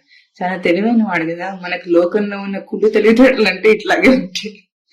సరే అని యముడు సరే నేను అట్లాగే చెప్తానని అన్నాడు. వెళ్ళిపోయి కొన్నాళ్ళ తర్వాత సడన్ గా మృత్యు రానే వచ్చింది వీడికి. ప్రాణం తీసుకుపోవడానికి యమభట్టులు వచ్చారు, తీసుకువెళ్ళారు. యమధర్మరాజు కోర్టులో నిలబెట్టారు. మనం చూసే సినిమాల్లో ఇలాగా యమగోళ యమలీల సినిమాల్లో చూస్తున్నట్లు అక్కడ ఏదో ఉందనుకొని అట్లా నిలబెడతారనుకొని నిలబెట్టారు. నిలబెడితే మోసం అన్నాడు, వాదించాడు. నువ్వు మోసం చేసావు ఏదో యమధర్మరాజా, ఎందుకు ప్రాణం పోయే ముందు నాకు చెప్తానన్నా, నాకు చెప్పకుండా తీసేసుకున్నావు నువ్వు అంటే, అదేమిటి నేను చెప్పానే అని అంటాడు యమధర్మరాజు. ఏం చెప్పావు? నాకైతే ఏం తెలియలేదంటే, సృష్టి ఎంతో చెప్తుంది, మనకు తెలుస్తుందో పాడా? సృష్టి అంతా బోధ చేస్తూనే ఉంది, మనకేమో తెలియదు కదా. అట్లాగే వీడు కూడా నాకేం చెప్పలేదన్నాడు. అప్పుడు ఏమిటి అంటే, నేను చెప్పాను, నువ్వు రిసీవ్ చేసుకున్నావు, నా దగ్గర రిసిప్ట్ కూడా ఉంది, అక్నాలెడ్జ్మెంట్ ఉంది నా దగ్గర అని చెప్పాడు యమధర్మరాజు. అదేంటి యమధర్మరాజు, నాకు ఒక్క సూచన కూడా రాలేదు అని అన్నట్టు. అప్పుడు యమధర్మరాజు చెప్తున్నట్ట, అద్దంలో చూసుకున్నప్పుడు జుట్టు నెరిసిందా? జుట్టు నెరిస్తే అర్థం ఏమిటండి? అది లెటరే కదా. దశరథ మహారాజు గట 10,000 సంవత్సరాలు రాజ్యం చేసిన తర్వాత ఎప్పుడో అద్దంలో చూసుకుంటే ఒక్క తెల్ల వెంట్రుక కనిపిస్తే అప్పుడు అర్థమైందట ఆయనకి, ఇంకా నేను రాజ్యత్యాగం చేయాలి, రాముడికి పట్టాభిషేకం చేయాలని. అంటే దాని సూచన ఏమిటి? ఫలితం ఉండం. దానికి ఏమిటి? నీ వయసు అయిపోతుంది నాయన, తొందరపడు అని ఒక లెటర్ పంపించారు యమధర్మరాజు. ఇక్కడ ఏం చూపించారు? చర్మం ముడతలు పడుతుందా? మనం ఏం చేస్తాం? యమధర్మరాజు లెటర్ పంపిస్తే మనకు కుట్ర తెలివితేటలు ఎక్కువ కాబట్టి హెయిర్ డై వేసేసుకొని ఆయన చెప్పే సూచన కూడా మనకు అక్కర్లేదు. గుడ్డి వాళ్ళం కదా, గుడ్డిగా బ్రతకడానికి బాగా ప్రిపేర్ అయిపోయాం కాబట్టి హెయిర్ డై వేసేసుకొని, లేదు నేను యంగ్, ఇంకా 60 ఏళ్ళు వచ్చినా తెల్ల జుట్టు రాలేదన్నట్టు ఎక్స్పోజ్ చేస్తాం మనని. మనం ఎవరైనా చూస్తే నవ్విపోతారు. 60 ఏళ్లకు తెల్ల జుట్టు ఉంటేనే అందం, లేకపోతేనే అందవిహీనం. ఏ వయసు కాముచ్చట ఉండాలో వద్దా? మనం ఏం చేస్తాం? 60 వచ్చినా 90 వచ్చినా హెయిర్ డై వేసుకోవటం. ఇదొక లెటర్, యమధర్మరాజు పంపించిన లెటర్. అట్లాగే తర్వాత ఏం చెప్తారు? అప్పుడు మ్యాక్సివిషన్ ఐ హాస్పిటల్కి వెళ్ళావా? కళ్ళజోడు కొనుక్కున్నావా? క్యాటరాక్ట్ వచ్చిందా? ఆపరేషన్ చేయించుకున్నావా అని. అవును చేయించుకున్నాను. అది కూడా ఒక లెటరే, నేను పంపించాను నీకు లెటర్. అంటే ఇంద్రియాలన్నీ తేజోహీనం అవుతున్నాయి, చూసుకో అని చెప్పాను. దగ్గరకు వస్తుంది టైం అని చెప్పాను, నువ్వేమో చూసుకోలేదు. నువ్వు వెళ్ళావు, హాస్పిటల్కి అయితే వెళ్ళావు, చక్కగా కళ్ళజోడు పెట్టుకున్నావు, ముందు చూసిన సినిమాలే మళ్ళీ చూస్తున్నావు, నేనేం చేయను అన్నా. ఆ తర్వాత ఏమిటి? దశన విషయం జాతం. పళ్ళన్నీ ఊడిపోయినాయా, చక్కగా పుచ్చిపోయినాయా, రూట్ కెనాల్ ట్రీట్మెంట్ చేయించుకున్నావా, అయినా ఫలితం లేకుండా పోయిందా? అప్పుడు మళ్ళీ ఏం చేశారు, ఉన్నవన్నీ కూడా ఊగుతున్న పళ్ళన్నీ పీకేసి కొత్త పళ్ళ సెట్ ఇచ్చారా? ఇచ్చారు పెట్టుకున్నాను. చక్కగా నమిలి తిన్నావా అన్నిటిని? తిన్నాను. మరి పుట్టుకతో వచ్చిన పళ్ళు ఉడిపోతున్నాయంటే దేహం క్షీణిస్తుందని అర్థం కాదా? అర్థం ఏమిటి? దేహం తేజస్సు కోల్పోతుందని అర్థం. ఇంకో లెటర్ పంపించాను. అప్పుడు ఇంక తర్వాత ఎవరు మాట్లాడినా కూడా అంటున్నావా? ఏమన్నాడు? సరిగ్గా చెప్పు, గట్టిగా చెప్పు అంటున్నాడు. అప్పుడు ఇంకేం చేస్తారు మనవలు మనవరాలు, వీడి గోల భరించలేక హియరింగ్ ఎయిడ్ తెచ్చి పెడతారు, చెవిటి మిషన్ తెచ్చి ఇస్తారు. పెట్టుకున్నావా? పెట్టుకున్నాను. మళ్ళీ ఆ చెత్త పాటలే విన్నావా? ఇన్నాళ్ళు చెత్త పాటలు ఏవేవి ఉన్నాయో అవే విన్నావా? విన్నాను. మరి అది కూడా ఒక లెటర్ నేను ఇచ్చింది. చెవి పాపము, వీడు చేసే అరాచకాలు భరించలేక ఇంకా నేను వినలేనన్నది. ఇంద్రియాలన్నీ వెనుదిరుగుతున్నాయి అంటే కూడా వీడు విన్నాడా? వినలేదు. కుటిలో తెలివితేటలు. సైన్స్ బాగా విజ్ఞానం అండి, ఏదైనా చేయగలదు విజ్ఞానం. చూపు పోయిన వాడికి చూపు తెప్పించగలదు, చెవిటి వాడికి వినిపించగలదు, అన్ని చేయగలదు. కానీ ఆత్మ చైతన్యాన్ని చూపించలేదు. ఇచ్చాను లెటర్. అవును ఇచ్చారు. మరి తీసుకున్నావా, కొనుక్కున్నావా? ఆ బిల్స్ అన్ని నువ్వు హాస్పిటల్లో పే చేసిన బిల్స్, రిసిప్ట్స్ అన్ని నా దగ్గర ఉన్నాయంటాడు యమధర్మరాజు. అప్పటికీ నీకు అర్థం కాలేదే, ఏం చేయమంటావు? ఆ తర్వాత ఇంకా నడవలేకపోయావా? నీ ట్రాన్స్ప్లాంట్ చేయించుకుంటాడు వీడు, మోకాలు చిప్పని రిప్లేస్ చేస్తారు. నడవలేకపోతే ఇంకేం చేస్తాం? అప్పటికీ నీ ట్రాన్స్ప్లాంట్ తర్వాత కూడా వీడేం కింద కూర్చోలేడు, పద్మాసనం వేసుకొని కూర్చోలేడు, ఏది చేయలేడు. కానీ అక్కడక్కడ ఇప్పుడు ఎవరైనా పిలిస్తే పెళ్లికి పేరెంటానికి వెళ్ళాలా వద్దా? మరి ఆ కాస్త నీ ట్రాన్స్ప్లాంట్ అయితే వెళ్ళి రావచ్చు అనుకుని వెళ్ళిపోతారు. గృహీత్వా దండం, కర్ర చేత పుచ్చుకుని మీరు వెళ్ళిపోతాడట. ఇది మనం చేస్తున్న నిర్వాహకం. తదపి నా ముంచతి ఆశాపిండం. ఇంతైనా కూడా వీడికి ఆశ చావదు. ఏం ఆశ? బయట తిరగాలని ఆశ, తినాలని ఆశ, అన్ని కావాలని ఆశ, ఇంద్రియాలతో ఇదివరకంతా ఏ పని చేశాడో అదే పని చేస్తూ ఉండాలని ఆశ. పాపం కదా, మరి ఇంత కఠినంగా తిడితే ఎట్లాగూ? ఆ ఆశ ఏమిటో తెలుసుకోమంటుంది శాస్త్రం. తప్పేం కాదు. నువ్వు చేసింది దేనికోసమో తెలుసు. ఒక్క ప్రయోగంలోనైనా సరే స్వామివారు 100 సార్లు చెప్తారు. ఏమని? సుఖం కోసం ప్రయత్నం చేశావు. అన్ని ప్రయత్నాలు సుఖం కోసమే కదా మనం చేసేది. అందరికి కావాల్సింది ఏమిటి? సుఖం. అది కూడా ఎట్లా ఉండాలి? తాత్కాలికమా, శాశ్వతమా? ఏది కావాలి? ఏదైనా మనకేదైనా తాత్కాలికం అని అడుగుతామా? అసలు అంత బుర్రలేని వాళ్ళమా మనకి ఏదైనా ఏం కావాలి? శాశ్వతంగా ఉండాలి. శాశ్వత సుఖం కోసమే కదా ప్రయత్నం చేశాం. ప్రతి ప్రయత్నంలో అదే కదా చేశాం. 4 కాలాలు చల్లగా ఉండాలనే కదా చేశాం. ఉన్నావా చూసి? ఎవరో చెప్పాలా? ఎవరో బోధ చేయాలా? ఏ గురువో రావాలా? ఏ సుఖం కోసం నువ్వు వెంపర్లాడి కష్టాన్ని కోర్చి, శ్రమ కోర్చి, ధనము, కాలము, శక్తి అన్ని వెచ్చించావో అక్కడ ఏదైనా వచ్చిందా చూడు, చాలు. ఇంకేం అక్కర్లేదు. పరిశీలన ఇంత మాత్రమే పరిశీలన. శాస్త్రాలన్నీ వెతకక్కర్లేదు. నీ జీవితమే నీకు శాస్త్రం. దాన్ని చదువు. తెలుస్తోంది కదా నేనేం చేశాను పుట్టినప్పటి నుండి ఈ రోజు దాకా. లౌకిక సామాజిక అన్నిటికీ కట్టుబడి ఉన్నాను, ధార్మికుణ్ణి నేను అని క్లెయిమ్ చేస్తాడు కానుక. అవును, లౌకిక ధర్మాలన్నిటినీ నేను పాటించాను. నాకేం దక్కింది ఈ రోజు అని అడిగేవాడు ఉన్నాడు. దేవుడా నువ్వు నాకేమిచ్చావు అని అడిగేవాళ్ళు కూడా ఉన్నారు లోకం. అన్నిటినీ పాటించాను, తూచా తప్పకుండా పాటించాను. అప్పుడు స్వామి ఏమంటాడు, ఇక్కడ ఈ ధర్మాలన్నీ నేనే శాస్త్రంలో చూపించాను అని అడుగుతాడు స్వామి. ఏ శాస్త్రంలో చదువుకున్నావు ఈ ధర్మాలన్నీ నువ్వు? ఒక్క భగవద్గీత చదివి ఉంటే ఆయన చెప్పిన ఫైనల్ ముగింపు వాక్యం ఏమిటి?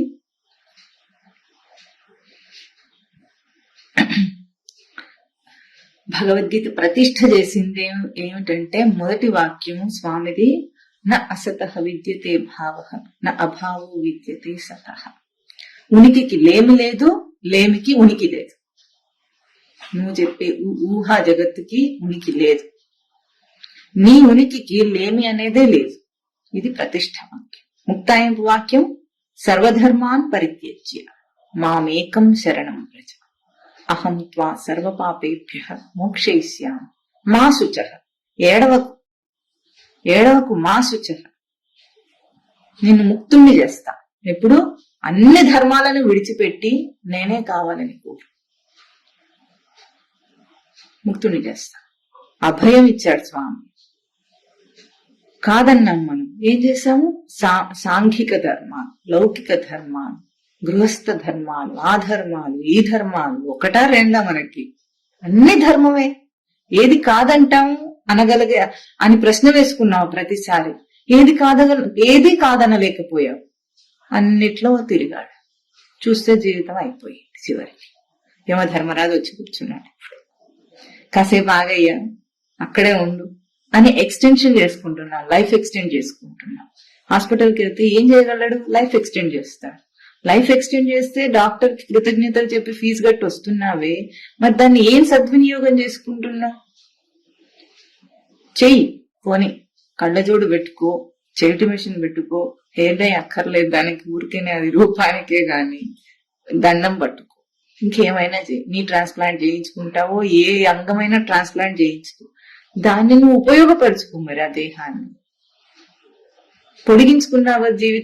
జీవిత కాలాన్ని పొడిగించుకున్న వాడివి ఉపయోగపరుచుకో. కనీసం ఇప్పుడైనా కళ్ళు తెరువు. అందుకు ఎంత విసిగిపోయి స్వామి సర్వధర్మాన్ని పరిత్యజ్య అన్నాడు. ఎందుకు? వీడు అన్నిటినీ ధర్మాలనే మాట్లాడతాడు. మరి గృహస్థాశ్రమ ధర్మం అంటాడా అనడా? గృహస్థులకు ఇదే ధర్మం అండి, ఇట్లాగే ఉండాలండి. నువ్వు గృహస్థుడివా ముందు జీవుడివా? జీవుడై గృహస్థ అవుతాడా? జీవుడై మనిషి అవుతాడా? ఆ మనిషి గృహస్థ అవుతాడా? లేదా ముందు గృహస్థుగానే ఉంటాడా వాడు?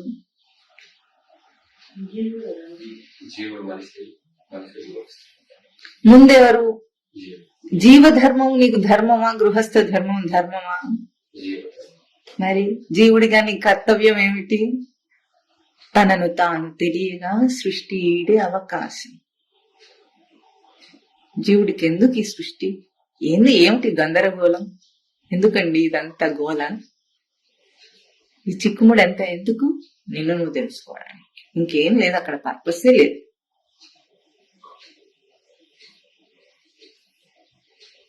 మనమేమో నిజంగానే మెడకాయ మీద తలకాయ లేని వాళ్ళలాగా తిరుగుతున్నాం, శివుళ్లాగా కాదు. బూర లేని వాళ్ళలాగా బూర దాచుకొని తిరుగుతున్నాం. అందుకే ఏమంటున్నారు? భజ గోవిందం అంటున్నారు. ఎట్లాగయ్యా నీతో వేగేది అంటాడు స్వామి. స్వామి నాకు తెలియటం లేదంటాడు వీడు. ఇద్దరు చెవిటి వాళ్ళ సంభాషణ అయింది. ఎట్లా ఉంటుంది? మన వాళ్ళు పూజలు చేస్తారు. ఆ పూజలో పరమస్వామి వారు ఏం చెప్పారు? పూజ అంటే భగవంతుడికి నీకు ముఖాముఖి సంభాషణ. మనం ఇద్దరం కూర్చొని మాట్లాడుతున్నాం. ఇప్పుడు మీరున్నారు, వీడున్నారు. వీడు మాట్లాడే భాష మీకు రావాలి, మీరు మాట్లాడేది వీడికి అర్థం కావాలి. అప్పుడు సంభాషణ కదా. లేదా నేనేదో భాషలో చెప్పుకుంటూ వెళ్ళిపోతున్నాను, మీకేమో ఆ భాష తెలియదు. ఈ సంభాషణ అవుతుందా? అవ్వదు. మరి పూజ అంటే ముఖాముఖి సంభాషణ, భగవంతునితో సంభాషణ. నువ్వేమో 4 స్తోత్రాలు చదివి నీకేమో అర్థం కాదు, ఆయనకేమో నువ్వు చదివే స్టైల్ ఆయనకు అర్థం కాదు. వీడేమంటాడు? ఓం శ్రీకృష్ణాయ నమః అంటే అది నమః అని వస్తుంది. నా మొహం నీ మొహం అంటే నమహోం నమహోం నమహోం అంటాడు. సహస్రనామాలు చదివాడు అంటాడు. ఒక్క నామం కూడా వీడికి తెలియదు. ఏం చదివాడో వీడికి అస్సలు తెలియదు. స్తోత్రాలు చదువుతాడు, ఏం చదివినా వీడికి ఏం తెలియదు. ఎందుకు? భాష తెలియని స్తోత్రం ఎందుకు? భాష తెలియకుండా ఎట్లాగైతే పరస్పరము సంభాషణ జరగదు, మరి పూజ అన్న అందులో నీకు పుణ్యం వస్తుందని ఎట్లా అనుకున్నావు? వస్తుందనే అనుకుందాం, పోనీ పుణ్యం కోసమే చేస్తాం, పుణ్యం వస్తుందనే అనుకో. ఏ రూపంలో వస్తుందని కనీసం చూసుకున్నావా ఎప్పుడైనా? ఈ పూజ చేయిస్తే పుణ్యం వస్తుందన్నాడు. ఇప్పుడు పెళ్లి చేస్తే ఏం చేస్తారంటే పూజ చేయకుండా పెళ్లి చేస్తారా? పెళ్లిలో అన్ని వేద మంత్రాలు. సుముహూర్తే సావధాన, సులగ్నే సావధాన అనుకుంటూ వేదమంత్రాలు అన్ని చదువుతారా, అన్ని చేస్తారా? అంటే ఏమర్థం అక్కడ? 33 కోట్ల దేవతల సాక్షిగా పెళ్లి చేస్తారా వేద మంత్రాల్లో? అగ్ని సాక్షిగా పెళ్లి చేస్తారు. ఇన్ని సాక్షులు ఉన్నాయా? ఇంత పవిత్రంగా జరిగిందా? పెళ్లి పెటాకులు ఎట్లా అవుతుంది మరి? మరి అందరి దేవతలు పాపం దాన్ని ఏం చేశారు? ఎట్లా అయ్యింది?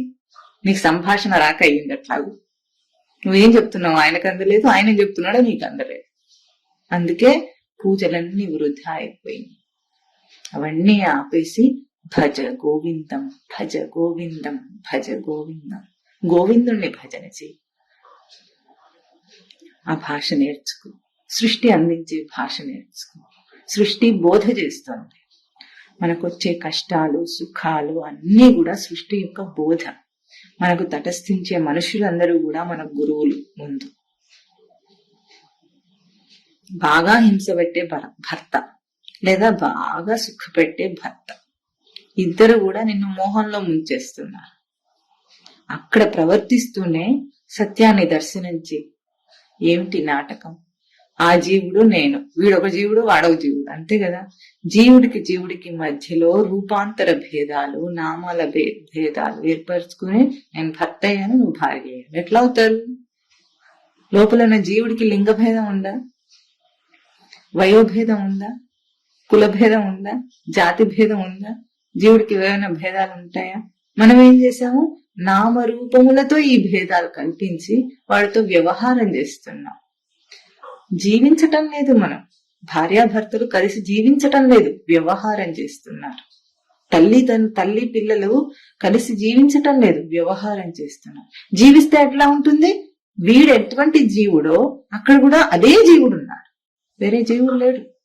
జీవుడికి వయసు కూడా భేదం కాదండి, ఏది భేదం కాదు.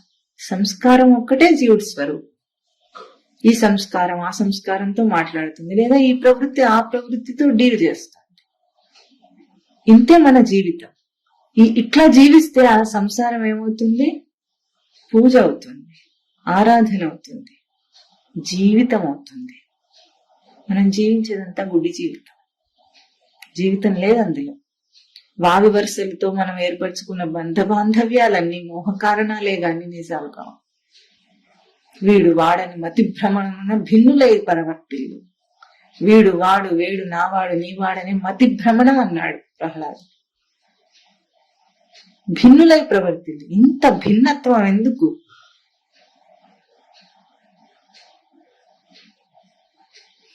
అయితే ఎట్లాగండి నేను మంచిగా ప్రవర్తించిన లోకం నన్ను మంచిగా బతకనివ్వటం లేదు. ఇది మనకు ఉంటుంది ప్రశ్న. రైట్. సాధన కోసం విచారణ చేయాలి. అన్ని ప్రశ్నలను ముందుకు వేసుకుని నేను మంచిగా ఉన్నవాడు నన్ను మంచిగా బతకనివ్వటం లేదు, అబద్ధం అంటుంది శాస్త్రం. నీ స్థిరత్వం, నీ సమత్వం వాడిని మారుస్తుంది, గ్యారంటీ. మనం ఎట్లా ఉన్నామంటే చంచలంగా ఉన్నాం. మనము చంచలంగా ఉండి ఏదైనా వస్తువును పట్టుకోవాలంటే వస్తువు చేజిక్కటం లేదంటే దాని అర్థం ఏమిటి? చంచలంగా మనం ఉన్నాం. మనం చంచలంగా ఉన్నా, వస్తువు చంచలంగా ఉన్నా, రెండింటిలో ఉభయత్ర. ఆ వస్తువు ఊగుతుంది, దాన్ని పట్టాలంటే కష్టంగా ఉంది. మన చెయ్యి వణుకుతోంది, పట్టాలంటే కష్టంగా ఉంది. రెండు ఊగుతుంటే ఇంకా కష్టం. అది అటు ఊగుతోంది, నీ చెయ్యి ఇటు ఊగుతోంది. నీ చెయ్యి ఏమో వణికిపోతోంది, అదేమో ఊగుతోంది. పట్టెట్లా కుదరదు? అందుకే జీవన వ్యవస్థలో మన వ్యవహారం అంతా ఇంత బెడిసిపడుతోంది. మనము చంచలమే, వాడు చంచలమే. చంచల స్వరూపంతో వ్యవహారం చేస్తే ఇట్లాగే ఉంది. అంత కొబ్బరికాయ పెంచుకుంటాయి అంటే పరమస్వామి వారి భాష. పిచ్చి పిచ్చిగా చేసేసుకున్నాడు జీవితాన్ని. ఎందుకు? నేను ఫలానా అని అన్నాడు, అహంకరించాడు. అహంకారం అంటే ఫలానా బయట ఒక గుర్తింపును నేనుగా చేసుకోవటం. అదే నిజమైన అహంకారం ఎట్లా? తనకి ఆత్మను తనదిగా గుర్తించటం అహంకారం. అహమితి బుద్ధిం కరోతీతి అహంకార. తనను నేను అన్న స్ఫురణను చేసుకోవటం అహంకారం. కానీ ఆ స్థానంలో తప్పుడు గుర్తింపును తీసుకొచ్చి నేనన్నావు, తప్పుడు గుర్తింపును నేనన్నావు, పేరు నేనన్నావు. కులం నేనన్నావు, గోత్రం నేనన్నావు, దేహం నేనన్నావు, ఫలానా అమ్మని నేనన్నావు, నాన్నని నేనన్నావు, నేను ఏదేదో అన్నావు. నేనేమో అదేది కాలేకపోయింది. నేనెప్పుడూ తల్లి కాలేదు, నేనెప్పుడూ తండ్రి కాలేదు, నేనెప్పుడు కొడుకు కాలేదు, నేనెప్పుడు కూతురు కాలేదు, అన్న కాలేదు, తమ్ముడు కాలేదు, భార్య కాలేదు, భర్త కాలేదు. నేను మారలేదు. అది ఎట్లా? తన దేహమే తన గుణపాఠం చెప్తోంది. ఎట్లా చెప్తోంది? శైశవ, బాల్య, కౌమార, యవ్వన, వార్ధక్య దశలన్నీ అనుభవిస్తున్నాం. దేహం మారుతూ ఉంది. అప్పుడు నేనన్నావు, ఇప్పుడు నేనంటున్నావు. శైశవంలో నేనే, బాల్యంలో నేనే, కౌమారంలో నేనే, యవ్వనంలో నేనే, వృద్ధుడిగా నేనే. మరి నేనే అన్న దేహ రూపం అయితే మారిపోయింది గాని మరి లోపల నేను అట్లా వృద్ధాప్యం రాలేదే, దానికి వచ్చిందా? నేను మార్పు లేవు. నువ్వు దేహం మీద ఆపాదన చేసిన నేను దేహం తీసుకోవటం లేదు నేనుగా. అది సృష్టి కోర్స్ లో ఉంది. ప్రకృతి నుండి అప్పు తెచ్చుకున్నాం పంచమహాభూతాత్మక దేహాన్ని, దానికి అప్పగించి వెళ్ళిపోవాలి. ఈ మెటీరియల్ నే వేరే వాడు వాడుకుంటాడు రీసైకిల్ చేసుకొని. Matter is neither created not destroyed.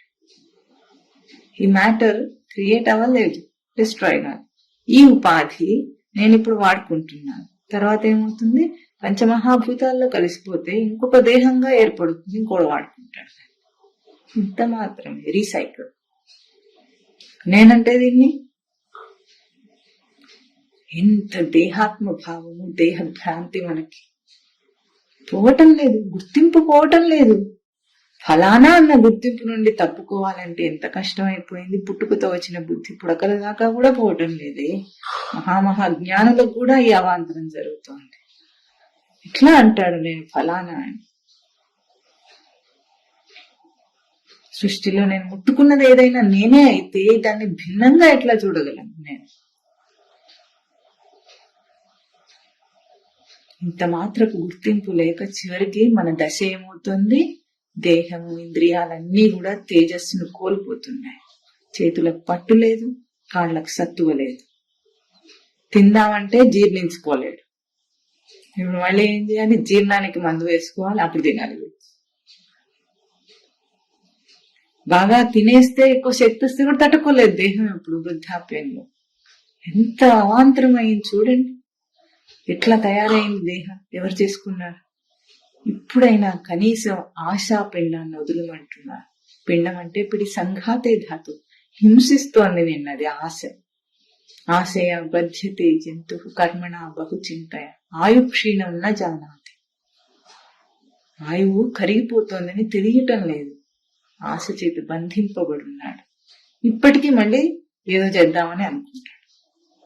ఇక వీడిని ఎవరు రక్షిస్తారు?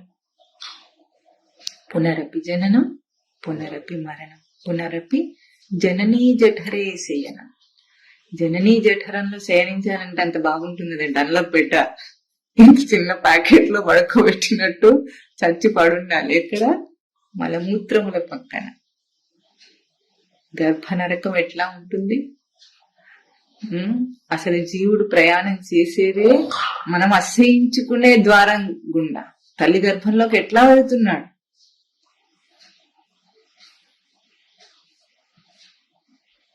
శుక్ల శోణితములతో అక్కడ మమేకమై తన రూపాన్ని ఏర్పరచుకోవడానికి ఎట్లా ఉన్నాడు. ఇప్పుడు చచ్చిపోతే గరుడ పురాణం ఏం చెప్తుంది? వైతరిని దాటిస్తుందట పాపం చేస్తే. కొన్ని యోజనాల దూరం దాకా కూడా మలమూత్రములన్నీ రక్తము, చీము, నెత్తురు, మలమూత్రాలన్నీ ఉన్న ఒక నదిని దాటిస్తుందట జీవుణ్ణి. ఏదో అనుకుంటున్నావు, దేహమే ఉండదు దాటించడానికి, ముక్కు ఉండదు వాసన చేయడానికి, ఎందుకంత కష్టపడతావు. కానీ అంతకంటే కష్టపడి నువ్వు తల్లి యోనిలోకి ప్రవేశించావు.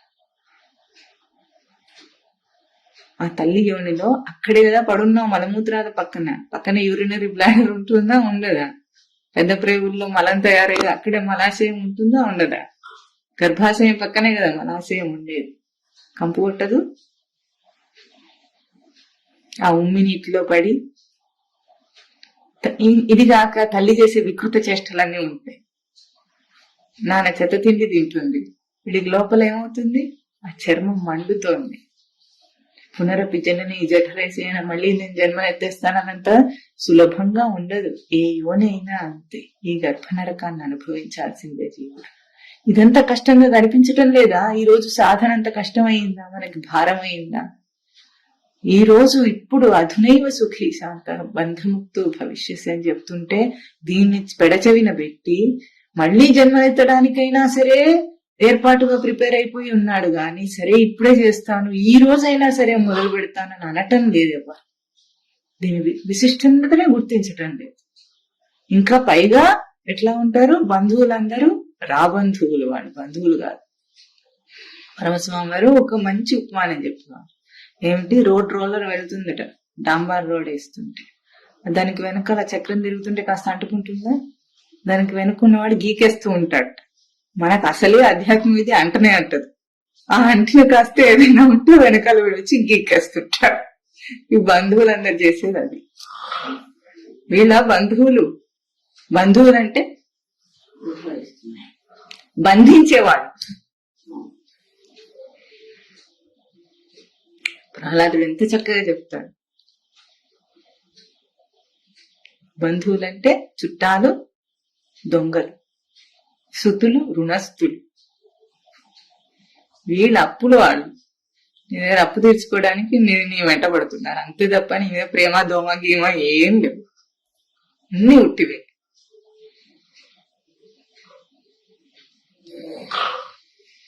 శరీరం సురూపం తథావా కళత్వం యశశ్చారు చిత్రం ధనం మేరుతుల్యం గురోరంఘ్రి పద్మే మనశ్చైన లగ్నం తతః కిం తతః కిం తతః కిం తతః కిం.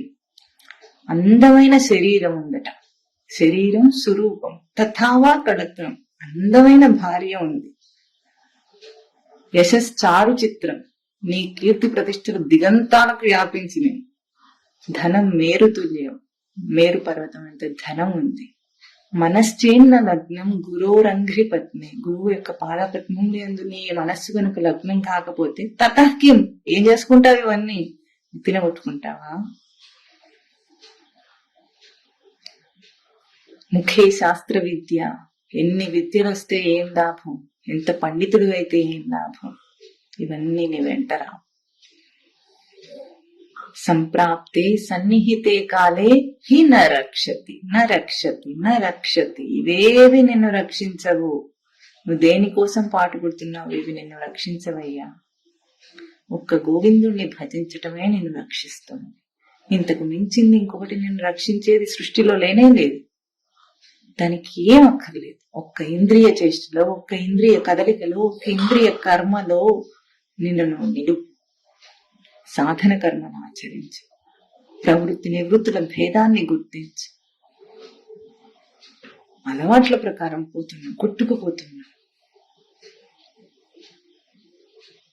స్వామి విడిచిపెట్టలేదు మనని ఎప్పుడు. స్వామి అన్న మాట మాట్లాడినా బయటగా ఇప్పుడు గుర్తించలేని మనస్థితికి స్వామి అన్న మాట బయట మాట్లాడినా ఆ స్వామి నీ వెన్నంటి ఉన్నాడు. శివుడాజ్ఞ లేకపోతే చీమైనా కొట్టు. అంటే శివుడు ఆజ్ఞ ఇవ్వాలి. శివుడు ఆజ్ఞ ఇస్తే చీమ కొడుతుంది. అంటే అర్థం ఏమిటి చెప్పండి?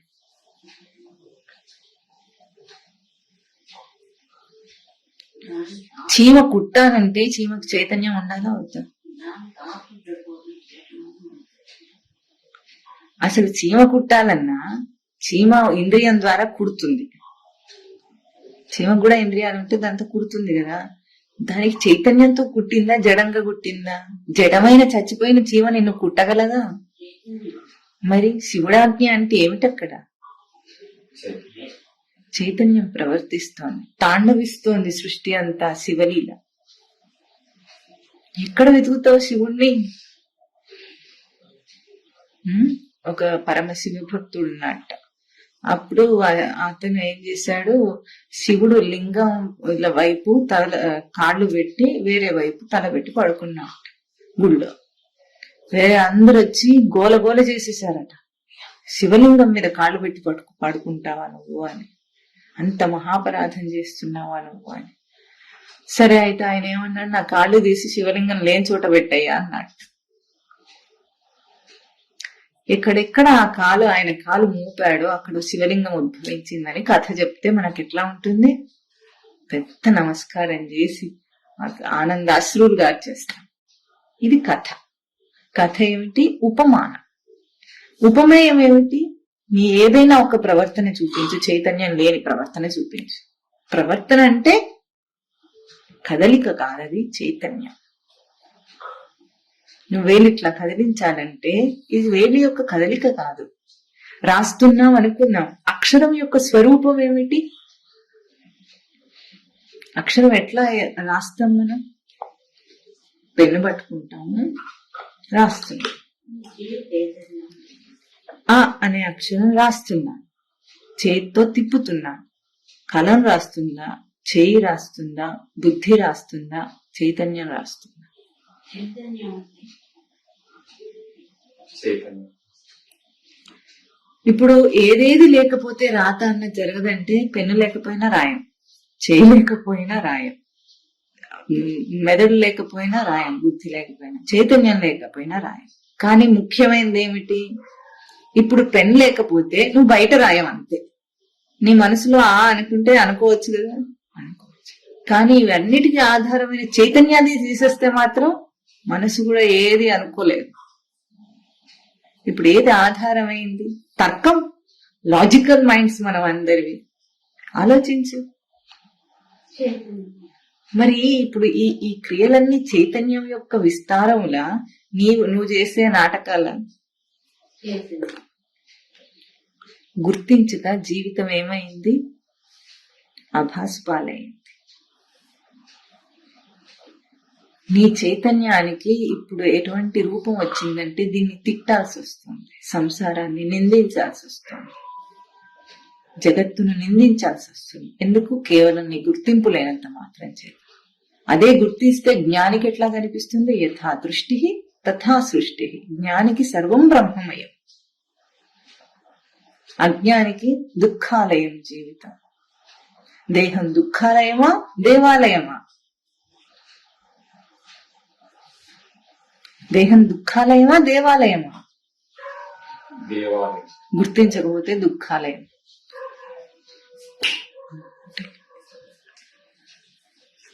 గుర్తించకపోతే దుఃఖాలయం, గుర్తిస్తే దేవాలయం. జీవుడే, సనాతనమైన దేవుడే ఉండగా ఎక్కడ చూపిస్తావు చైతన్యం లేని క్రీడ? క్రీడ లేని క్రియ ఎక్కడుంది? ఏం వెతుకుతున్నాం మనం? దేనికోసం వెంపర్లాడుతున్నాం? ఇంత కష్టం, ఇంత కాంప్లికేషన్ అక్కర్లేదు. కష్టతరమైంది కాదు సాధన. ముందు తెలుసుకోవాలి. ఏం చేయాలి? కూర్చుకుంటున్న దాన్ని కూర్చుకోవటం ఆపేయి. అంత మాత్రం. ఇంట్లోకి చెత్త వస్తూనే వస్తూనే వస్తూనే అంటే ఇంకెప్పుడు వీడు క్లీన్ చేసే విషయ గ్రహింపులని ఆపేస్తే తనకున్న గ్రహింపు తేజస్సు తనకి వెలికి కనిపిస్తుంది. కళ్ళు చూస్తున్నంతసేపు భ్రాంతికి గురవుతున్నాయి. ఆ దృశ్యమే నీకు ముక్తి కారణం అవుతుంది. ఆ దృశ్యమే భ్రాంతి కారణం, ఆ దృశ్యమే ముక్తికి కారణం. ఎట్లా? ఇప్పుడు అది అని దాన్ని గుర్తించి దానితో వ్యవహారం చేసి దాంట్లో ద్వంద్వాలను కల్పించుకుని బాగుంది బాగాలేదు, నేను చాలా బాగా చేశాననే మోహం, ఈర్ష్య, ద్వేషం, అసూయ అన్ని దాని వల్లనే వస్తున్నప్పుడు అది భ్రాంతి కారణం అయింది. అదే దృశ్యము నీకు ఇంద్రియ తేజస్సుని దర్శింపజేయగలదు. అప్పుడు అది విగ్రహం అవుతుంది. రాయైనా, రప్పైనా, చెట్టైనా, పుట్టైనా అది విగ్రహమే. విగ్రహం అంటే మూర్తి రూపంలో నువ్వు ఊహించుకున్నట్లు ఉండవలసిన అవసరమే లేదు. అన్ని విగ్రహాలే. ఏదేది నువ్వు విశేషంగా నీ విశేషం, నీ దర్శన విశేషం చేత గుర్తిస్తావు అవన్నీ విగ్రహాలు. అందరూ గురువులే. గురువు కాని వాళ్ళు లేడు. ఎందుకు? నీకు ఎదురయ్యే ప్రతి సమస్య, నీకెదురయ్యే ప్రతి వ్యక్తి, నీకెదురయ్యే ప్రతి సంఘటన నిన్ను మార్చడానికే అని నువ్వు గుర్తిస్తే చాలు. అది కూడా నువ్వు కల్పించుకున్నది. ఎవరో కల్పించలేదు, ఏ తలరాత కల్పించలేదు, ఏ బ్రహ్మ కల్పించలేదు. తాను కావాలని తన ప్రవృత్తికి ఎటువంటి స్థితిగతులు కావాలో తను వెళ్లి ఇరుక్కొని అక్కడ ప్రవర్తిస్తాడని గుర్తిస్తే అప్పుడు తెలుస్తుంది. అంగం గళితం ఒక్కసారి ముడతలు పడితే మనం ఏం రాస్తాం, మాయిశ్చరైజర్ రాసేసుకుంటాం. శీతాకాలంలో ఏమవుతుంది, చర్మం కాస్త ముడతలు పడగానే ఏం చేస్తాడు వీడు, రకరకాల మాయిశ్చరైజర్స్, వాజ్లిన్ లోషన్ అంటాడు, ఆ లోషన్ అంటాడు, ఈ లోషన్ అంటాడు, అన్ని తెచ్చి రుద్దేసుకుంటాడు. లేకపోతే కొబ్బరి నూనె అయినా సరే రుద్దేసుకుంటాడా? రుద్దేసుకుని దాన్ని నీట్ గా ఉండాలని చూస్తాడు. దీనిలో ప్రయత్నం ఏమి? నీకు ఎదురవుతున్న దాన్ని, నీ దేహమే నీకు చేస్తున్న సూచనని నువ్వు పోక ఏం చేస్తున్నావు, దాన్ని మభ్యపెట్టే ప్రయత్నంలో జీవుడు నిజ ప్రయత్నం ఏమి? భ్రాంతికి గురవడానికి అందం కోసం చేస్తున్నాడా, లేదా వాడి నిజమైన కోరిక ఏమై ఉంటుంది? అన్నిటికంటే పెద్ద విచిత్రం ఏమిటంటే తను కోరుతున్న తననని తెలియక ఎంత మోసపోతున్నాడు. అందంగా ఉండాలి, ఎందుకోసం చెప్పండి? హెయిర్ డై వేసుకునేది దానికోసమే కదా, అందం కోసమే కదా. లోషన్ రాసుకునేది అందం కోసమే కదా. అన్ని అందం కోసమే. అందం దేనికోసం? తన కోసమా, అందరి కోసమా? తన కోసం. తాను అందంగా ఉంటే తాను గొప్పతనం, తనకు తృప్తి. అందం దేనికోసం? తనను కోరిక చేస్తున్నాడా? వాడి కోసం నువ్వు అందంగా ఉంటావా? వాడి కోసం అందంగా ఉన్నవాడు మళ్ళీ ఏం చేస్తాడు? అద్దం కోసం అందమా, మనం కోసం అందమా? మన కోసం అందమైతే, అద్దం కోసం అందమైతే అద్దం ముందే ఉండాలి. అద్దం కోసం అందంగా మనం అలంకరించుకోవటం లేదు, మన కోసం అలంకరించుకుంటున్నాం. ఈ అంగం గళితం ఫలితం ముండం దశ విహీనం జాతం తుండం ఇవన్నీ నీకు చక్కగా సూచన చేస్తున్నాయి. ఒక్కొక్క లెటర్ రాగానే సిద్ధమై ఉండాలి. పరమస్వామి వారు ఏం చెప్పేవారు? రెడ్ హోండాలన్నీ సర్దుకొని ఉండు, కాలుడు పగబట్టి కాలపాశము బట్టి తలవాకిటనున్నాడు, మేలుకో. ఎవరికి? 80 ఏళ్ల తర్వాత 90 ఏళ్ల తర్వాత అనుకోవద్దు. ఈ క్షణాన అందరికీ, దానికి కూడా వయోభేదం ఏం లేదు. మృత్యు వీళ్ళకే వస్తుంది, వాళ్ళకే వస్తుంది ఏం లేదు, ఎవరికైనా వస్తుంది. అంటే ప్రతి క్షణం సిద్ధంగా ఉండాలి. ఏంటి, నేను చచ్చిపోతానని అనుకోవద్దు. ఏం చేయాలి? నేను వెళ్ళిపోతే నేను తీసుకువెళ్లేది ఏదైనా నేను సంపాదించుకున్నానా, అది నువ్వు మూట కట్టి పెట్టుకో. ఏం మూట కట్టుకున్నావు? సామాజిక ధర్మాలు నేను చేసినవి అవన్నీ కాదు చెప్పడానికి, అవేవి నీతో రావు. ఏం చిత్తాన్ని నిలపగలిగావా? క్షణమైనా నిలపగలిగావా? ఇక్కడ అక్కడెక్కడో పూజలో చిత్తం నిలపటం కాదు, ఒక్క ఇంద్రియ చేష్టలో చిత్తాన్ని నిలపగలిగావా? చిత్తం అంటే చైతన్యవంతం చేసుకోవటాన్ని దర్శనం చేయగలిగావా? ఒక్క ఇంద్రియ చేష్టలో మనకి ఎంత అవకాశం ఉంది చెప్పండి. నువ్వు అన్న ఇంద్రియాలతోనే కదా, కదిలినా మెదిలినా ఇంద్రియాలతోనే కదా. మరి ప్రతి కదలిక నీకు అవకాశమే కదా, ప్రతి కదలిక నీకు పూజయే కదా. ఇప్పుడు నువ్వేం చేయాలి? ఎట్లా చైతన్యవంతం అవుతుంది ఒకసారి దర్శనం చేయి. ఎక్కడి నుండి వస్తుంది? నా స్వస్థానం ఏది? గబుక్కున లేచి ఒక పని చేయాలని అనుకుంటాం. కూర్చున్నవాడు కూర్చున్నట్లు ఉండకుండా వాడికి ఏమొస్తుంది? అయ్యో ఆ పని చేయలేదని గుర్తొస్తుంది. అవును, అయ్యో ఆ పని చేయలేదనే సంకల్పానికి ముందు నీ స్థితి ఏమిటి? పని చేసేసి వచ్చి గబుక్కును మళ్ళీ పని అయిపోయింది, విశ్రాంతి. ముందు మళ్ళీ స్వస్థానానికి వచ్చేసాడా? ముందే చిత్తంతో ఉన్నాడు, ఆ చిత్తం వచ్చింది. మధ్యలో ఏం చేసుకున్నాడు? కెలుక్కున్నాడు కాసేపు, పొద్దుపోక ఉనికి తోచక కెలుక్కున్నాడు. స్వస్థానానికి మళ్ళీ వచ్చాడా? రాలేదా? పోయి చేస్తూనే ఉండు, చేయగలిగితే ఆ పని చేస్తూనే ఉండు. నీకు అంత ప్రియమైతే తింటూనే ఉండు. స్వామివారు ఏం చెప్తారు? వంకాయ కూర ప్రియమైతే తింటూనే ఉండాలి, క్షణమైనా ఆగకుండా తింటే నీకు అది ప్రీతి, లేకపోతే ప్రీతి కాదు. నీకు చాలా ఇష్టమైన పాట, నాకు బాగా ఇష్టం అండి, బాగా ఇష్టం, రోజు వింటాను. రోజు వినడం కాదు, ఎప్పుడు వింటూనే ఉండు. కాసేపు కట్టేస్తాం దాన్ని. ఎంత భక్తి పాటనైనా సరే కట్టేస్తావా? ఎంత ఇష్టమైన వంకాయ కూరనైనా వదిలేస్తాం, ఆపేస్తావా? వెగటొస్తుందా లేదా? అన్నిటి మీద వెగటొస్తుందా లేదా? కానీ నేను అన్న నీ ఊట మీద వెగటొచ్చిందో ఎప్పుడైనా? మంచి ఉపమానం లాలాజలం. దేహంతో లాలాజలం పోలిస్తే బయటికి ఉమ్మేస్తే ఎంగిలేయింది రిచి అంటున్నాం దాన్ని. వాసన వస్తోంది. అంతదాకా నోట్లో ఉన్నంతసేపు మింగుతున్నావే. అన్ని రుచులకు ఆధారం అయ్యి ఉందే అది. షడ్రుచులతో షడ్రసోపేతంగా నువ్వు చేసుకునే వంటలన్నిటికీ ఆధారం ఏది? చేసుకున్నాను, తిన్నాను, చక్కగా ఐ ఎంజాయిడ్ మై ఫుడ్ అనే కాలంలో బాగా చాలా గర్వంగా ఫోటోలు తీసి మరీ స్టేటస్ లో పెట్టేసుకుంటారు, ఇది తిన్నాను అది తిన్నానని. తినేటప్పుడు ఏం తిన్నావు? లాలాజలం కాసేపు ఎండిపోతే నూరు పిడచగట్టుకుపోయింది, రుచించటం లేదు. ఏం పదార్థం బాగుంది కదా, పదార్థమే రుచికరమైంది అయితే నీ లాలాజలంతో సంబంధమే లేకపోతే నీకు ఎట్లా రుచి రాలేదు? నేను అనే ఊట లేకపోతే విషయాలు ఎట్లా రుచిస్తున్నాయి అనుకున్నావు? ఏ ఆధారం మీద, ఏ తెర ఆధారం మీద సినిమాని చూస్తున్నావో తెలియటం లేదు నీకు. తెర ఆధారంగా సినిమాని చూస్తున్నావు. సినిమాలో రకరకాల వేషాలు వేస్తున్నారు, రకరకాల సంఘటనలు వచ్చిపోతున్నాయి. ఇంతే మన జీవితం. తెరను నేను. సినిమాలో ఆ సినిమాలో అసలు ఆ మనుషులు ఎక్కడుంటారండి? తెర మీద ఎంత బాగా కనిపిస్తారు, స్పష్టంగా కనిపిస్తారు, ఉన్నట్టే కనిపిస్తారా? లైవ్ గా సజీవంగా కనిపిస్తారా? ఉన్నట్లే లీనమైపోతున్నాము. ఇంకా 3D కళ్ళజోడు పెట్టుకొని 3D ఎఫెక్ట్ లో కూడా చూస్తాము వాటిని. ఇన్ని చూస్తున్న వాడికి అవి ఎక్కడున్నాయి చెప్పండి? వర్చువల్ రియాలిటీ ఎక్కడుంది? ప్రొజెక్టర్ లో ఉందా? ప్రొజెక్టర్ లో పోనీ నువ్వు చూసే ఆ రూపం ప్రొజెక్టర్ లో అట్లాగే ఉందా? కనబడుతుంది, ఉందా? అట్లాగూ ఆ మనుషులు అట్లా ఉన్నారు ఎక్కడైనా? లేరు. అంతే నీ జగత్తు. నీ మనసులోంచి ప్రొజెక్ట్ అయి కనిపిస్తోంది, అక్కడ లేదది. నీ మనసులో అట్లా లేదది. నీ వాళ్ళు లేరు, ఆ దృశ్యము లేదు, నువ్వు కూర్చుకున్నది ఏది అట్లా లేదు. ఊహ. మనసు ఊహించుకున్నంత మాత్రం చేతనే, సంకల్ప మాత్రం చేతనే జగత్తు సృష్టి అవుతోంది. నువ్వు ఉపసంహరించుకుంటే పోతుంది.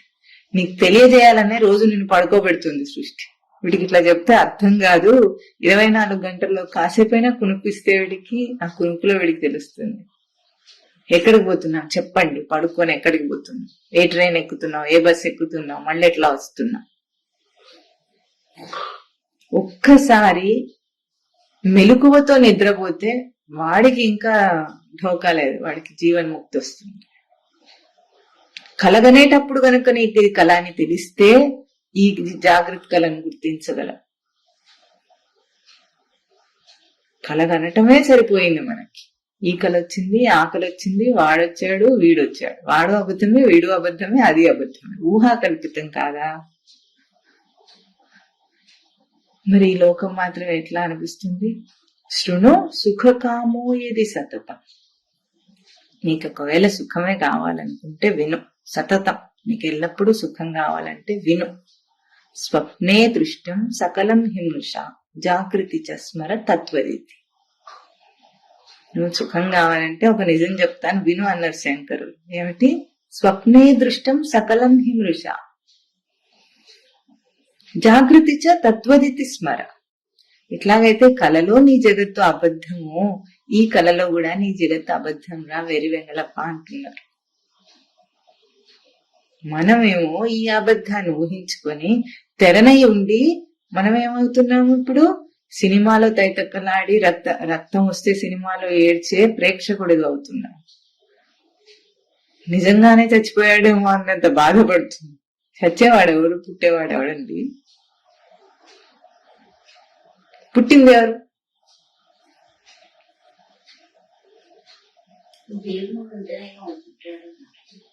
పుట్టింది ఎవరు? పుట్టుక అన్న ఆ సంఘటన దేహానిక జీవుడిక? దేహం పుట్టింది, దేహం చస్తుంది. జీవుడు కాసేపు దాంట్లో ప్రవర్తించాడు. దేహం పుట్టక మునుపు జీవుడున్నాడు, దేహం పుట్టేటప్పుడు జీవుడున్నాడు, దేహం పోయిన తర్వాత జీవుడున్నాడు. కాబట్టి వాడు పుట్టినవాడు కాదు, పోయినవాడు కాదు. పుట్టింది పోయింది మాత్రం దేహమే.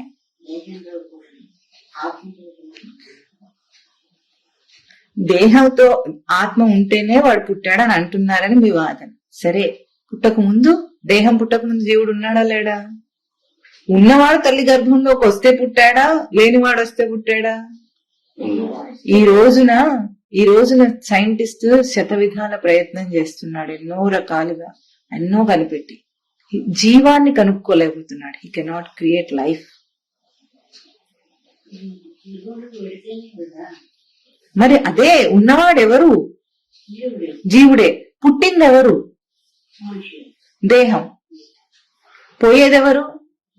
దేహం. ఉన్నవాడెవరు? జీవుడు. జీవుడు ఎప్పుడూ ఉండేవాడు.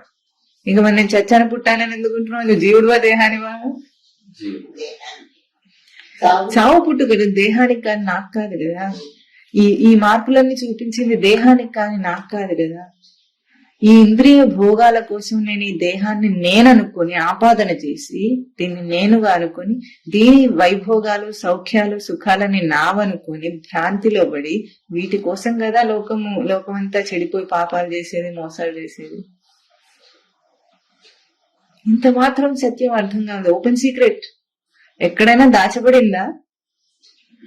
ఏ వేదాల్లోనైనా నిక్షిప్తం చేయబడిందా ఈ సత్యం? చిన్న పిల్లవాడిని అడిగితే చెప్తాడు. పుట్టిన వాళ్ళందరూ చచ్చిపోతారు. జాతస్య హి ధ్రువో మృత్యు, ధ్రువం జన్మ మృతస్య. చచ్చినవాడు మళ్ళీ పుడతాడు. కానీ సాధకుడు గుర్తించవలసింది ఏమిటి? నువ్వు గనక సుఖాన్ని కోరిన వాడైతే గుర్తించు, చచ్చేదానితో నువ్వు చావవు, పుట్టేదాంతో నువ్వు పుట్టవు. నువ్వు ఉన్నవాడివి. అది చస్తుంది, పుడుతుంది. ఎట్లాగైతే దేహం మారుతూ ఉంటే ఈ రోజు శ్లోకంలో మనకు చూపించిన సూచన అది. అంగం గళితం ఫలితం ఉండవంటే ఇవన్నీ ఎందుకు మార్పులు వస్తున్నాయి దేహంలో?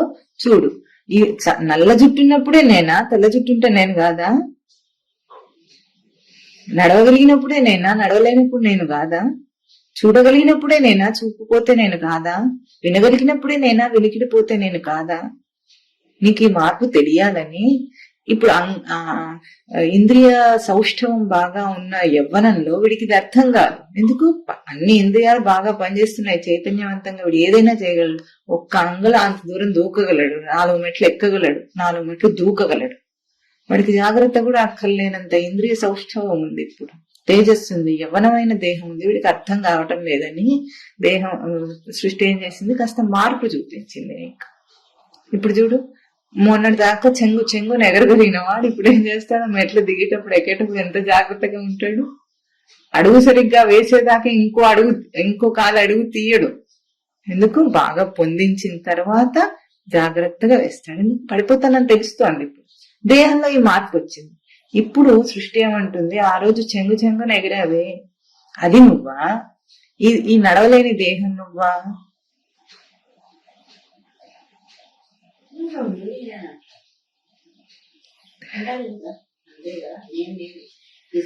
బాల్యాదిష్వపి జాగ్రత్తాదిషు తథా సర్వాస్వస్థాస్వపి వ్యావృత్తాసు అనువర్తమానం అహం అహం అహం అహం ఇది అంతఃస్ఫురంతం సదా.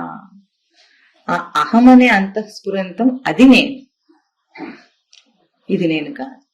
బాల్యాదిష్వపి అంటే శైశవ బాల్య కౌమార యవ్వన వార్ధక్య దశల్లో, జాగ్రత్త స్వప్న సుషుప్తి అవస్థల్లో, మారిపోయే అన్ని అవస్థల్లో మారకుండా ఉన్న ఏ అహం అనే అంతఃస్ఫురణ ఉందో అది నేను, అది నేను. ఇవన్నీ ఊహించుకుంటే, ఆపాదన చేసుకుంటే తగులుకున్నాయి. నా వారందరూ ఎట్లా తగులుకున్నారు? ఏదైనా కార్యం పెట్టుకున్నాం అనుకోండి, కొన్ని కార్యాలకేమో దగ్గర బంధువులు, కొన్నిటికేమో దూరపు బంధువులు, ఇంకా కొన్నిటికి అందరూ ఆహ్వానితులే. అంతే. అట్లా మనము పెళ్లి పెట్టుకున్నప్పుడు ఎవరెవరినో గుర్తు తెచ్చుకుంటామే. వాడికి పత్రిక ఇవ్వాలరా, వీడికి పత్రిక ఇవ్వాలా అంటారా? గుర్తు తెచ్చుకుంటారా? ఎప్పుడో ట్రైన్ లో ఎక్కితే ఒకే కంపార్ట్మెంట్ లో ప్రయాణం చేసిన వాడి దగ్గర ఫోన్ నెంబర్ తీసుకుని ఉంటాడు వీడు. ఇప్పుడు వీడికి కూతురు పెళ్ళవుతుంటే ఎప్పుడు మాట్లాడకపోయినా సరే వాడికి కూడా ఒక పత్రిక పంపిస్తే బాగుంటుంది, వాట్సాప్ లో మెసేజ్ పెడితే సరిపోతుందని. ఇట్లా తగులుకున్నది నీ దేహం, నీ సంసారం, నీ జగత్తు. గుర్తు తెచ్చుకొని మరి 84 లక్షల జీవరాశుల గర్భాలలో ఎన్నెన్ని విషయాలలో తిరిగాడాడో ఆ వాసనలన్నిటినీ బాగా గుర్తు పెట్టుకుంటాడు, పోగు చేసుకుంటాడు. ఇంకా వీడికి ఈ రోజు పోతుందా అది? ఎంత?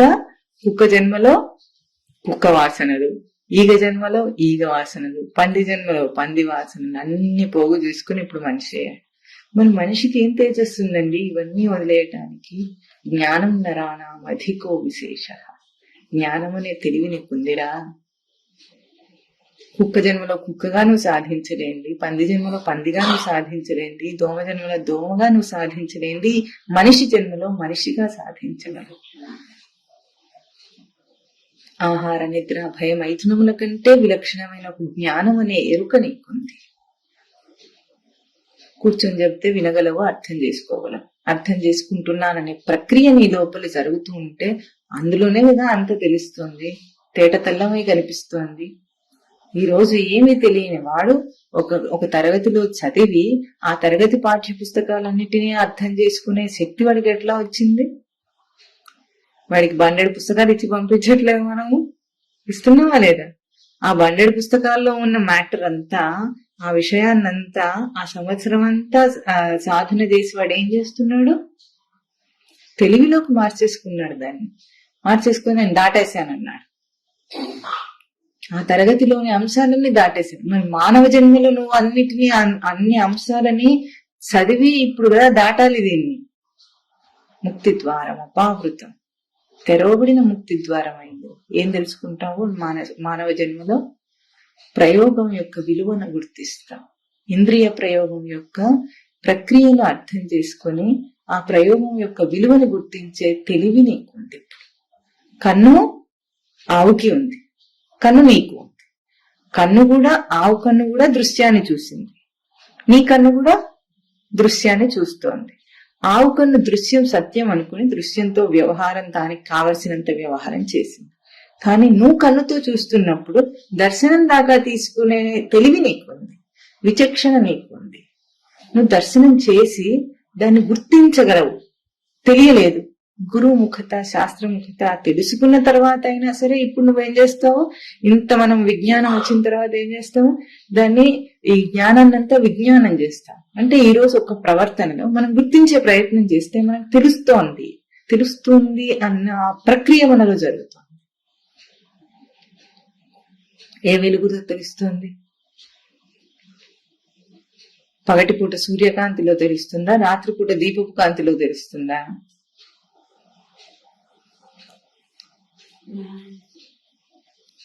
జ్ఞాననేత్రం అన్న పదం కూడా పరిచయమే, కానీ పరిచయం మాత్రమే.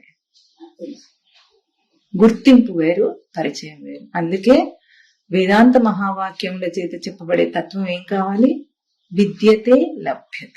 విద్యతే అంటే తెలియటం, లభించటం అంటే సాధన చేత పొందటం. దాన్ని తన స్వరూపము తనకు స్వతసిద్ధం. ఇప్పుడు ఎవరు కొనిచ్చేది ఏం కాదు, కానీ సాధన చేత పొందమంటుంది శాస్త్రం. ఎందుకు? తాను దురలవాట్ల దుష్ట ప్రయోగంలో పోగొట్టుకున్నాడు కనుక. ఎక్కడ? గుర్తింపులోనే. నీ గుర్తింపులో లేకపోయింది, నీ గుర్తింపులో అప్పుడు నువ్వు పొందుతావు. ఇంత మాత్రమే. అప్పుడు నువ్వు పోగొట్టుకున్నావంటే నీ నుండి వెళ్ళిపోయింది, నీ ఆస్తిపాస్తులు పోయినట్టు ఏం పోలేదు, అది నీ గుర్తింపులో పోయింది. ఈ రోజు మళ్ళీ నువ్వు సంపాదించాలంటే నువ్వేదో ఆస్తిపాస్తులు సంపాదించినట్టు సంపాదించేది కాదు బయట నుండి. నీ గుర్తింపులో నీకే తెలుస్తుంది. కాలేన ఆత్మని విందతి, కాలాన తనలో తెలుస్తుంది. అది ఉద్ధరేత్ ఆత్మన ఆత్మాను. ఎక్కడ ఉద్ధరింపజేసుకోవాలండి? ఆత్మచేత ఆత్మను ఉద్ధరింపజేసుకోమంటున్నారు. ఎందుకు? పతనమైన నీ ఆత్మను ఆ ఉన్నత స్థాయి అయిన నీ ఆత్మచేత నువ్వే ఉద్ధరింపజేసుకో. ఏ భగవంతుడు చేయూతని ఇవ్వాలంటే ఇస్తాడు, నువ్వు బయట అన్నా సరే ఇస్తాడు. కానీ చేయూతని ఇస్తూనే ఉంటే చేయి నువ్వు అందించద్దు. నువ్వు చేయి అందించకుండా బావిలో పడ్డవాడిని పైకి లాగాలంటే ఏం చేస్తాం? వాడు పట్టుకోకపోతే మీరేం చేస్తారు? రక్షించు రక్షించు అని అరుస్తున్నాడు, చేతులు పైకి చాచి మరీ అరుస్తున్నాడు, ఏడ్చి గోల పెడుతున్నాడు. నువ్వు తాడిచ్చినా వాడు తీసుకోవట్లేదు. ఇప్పుడు ఏం చేస్తారు మీరు? ఎవరైనా ఏమైనా చేయగలరా? చేయలేరు. అందుకే భగవంతుడు నీకు చేయుతను ఇస్తూనే ఉన్నాడు. ఆయన ఇయ్యబట్టే నువ్వు ఇట్లా ఉన్నావు, ఇయ్యబట్టే నీలో జిజ్ఞాస కలిగింది, ఇయ్యబట్టే ఈ మార్పు వచ్చింది, ఈ ఆలోచన వచ్చింది. ఆయన ఇస్తున్నాడు ఆ చేతి, నువ్వే చేయి అందించటం లేదు. ఏడవకు. ఆయన చేయుతనిచ్చే నిన్ను ఇట్లా జీవింపజేసి ఉంచాడు. నీకు ఈ మానవ జన్మ దాకా రావాలంటే ఇన్ని యోనులు దాటి నీ సొంత తెలివి ఏం లేదు అక్కడ. లోపల అంతర్యామి లాక్కొచ్చాడు అంతే. ఇప్పుడైనా కాస్త చెయ్యి అంటున్నాడు. తాడేస్తే పట్టుకో, అప్పుడు పైకి లాగేస్తాడు. ఎంతసేపు అండి తాడేస్తే పట్టుకుంటే? ఎంతసేపు? తాడేస్తే లాగాలంటే వాడు మామూలుగా పట్టుకుంటే కాస్త శ్రమ అవుతుంది లాగేవాడికి. వాడు కాస్త తెలివైన వాడైతే ఏం చేస్తాడు? తాడును పట్టుకుని గోడ వెంబడి నడుస్తాడు పైకి చకచక. అప్పుడు ఎంత సులభం అవుతుంది. ముక్తి కూడా ఇట్లాంటిదే. నువ్వు చకచక నడిస్తే అయిపోయింది అంతే. శాస్త్రం గురువు చేయూతనిస్తారు.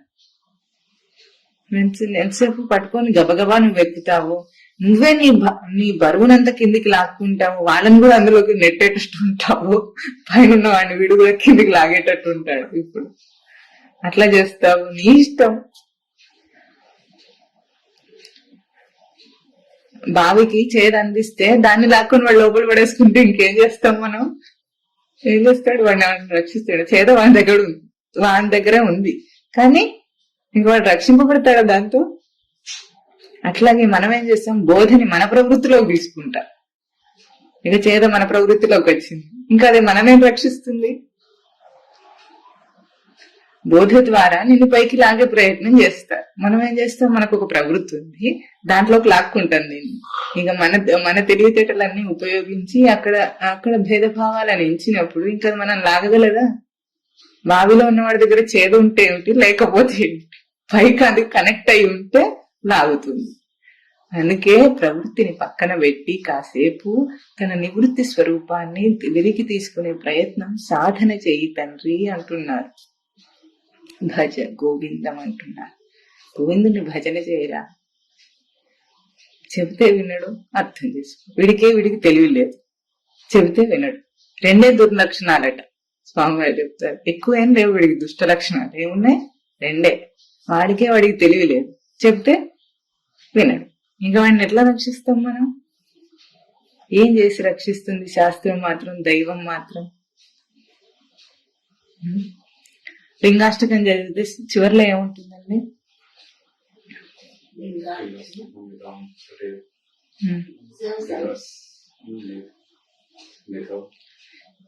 శివలోకమవాప్నోతి శివేన సహ మోదతే అన్నా. ఎన్నిసార్లు చదివే లింగాష్టకం? ఎప్పుడైనా శివలోకం వచ్చిందని చూసుకున్నావా? కనీసం అక్కడేమో శివలోకం అవాప్నోతి శివేన సహ మోదతే అన్నారు. అమ్మని వచ్చేసినంత ఫీలింగ్ తో చదివేసాడు. రోజు లింగాష్టకం చదువుతాడు. ఒక ముక్కైనా అర్థమైతే బ్రహ్మ మురారి సురార్చిత లింగం అంటే ఏమైనా అర్థమైంది నీకు?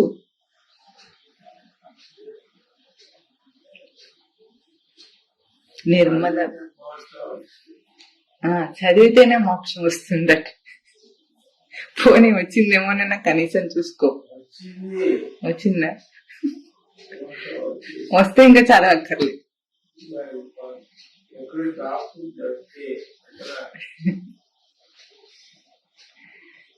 ఏ చేసినా అర్థయుక్తంగా, అర్థయుక్తమైన జీవితం, సజీవ జీవితం. నిర్జీవ జీవితం వద్దు. అందరిది నిర్జీవ జీవితం, గుర్తింపు లేని జీవితం, నిర్జీవ జీవితం. మోహ కారణం, బంధ కారణం. సజీవ జీవితం ముక్తికి సోపానం. ఇంతే. పెద్దగా అవకాశాలు రావాలి, అవకాశం వస్తే నేను కూడా చేసి చూపిస్తానంటాడు. అవకాశం రావటం అంటే ఇల్లంతా తుడిచి చెంటతో నేను కూర్చోబెట్టి ఇప్పుడు సాధన చేయని ఎవరైనా ఆహ్వానిస్తారనుకుంటావా? నీ విషయాలన్నీ అన్నిటినీ తుడిచేసి చక్కగా నేను శుద్ధి చేసి స్నానం చేసి కూర్చోబెట్టి ఇప్పుడు సాధన చేయంటారు. అన్నా కూడా నువ్వు చేయవు. చక్కగా స్నానం చేయమంటే ఎవరైనా చేస్తున్నారా? గట్టిగా స్నానం చేసేవా అని అడిగితేనే అభిమాన అహంకారాలు వచ్చేసేటట్టున్నాయి ఇప్పుడు దేహానికి.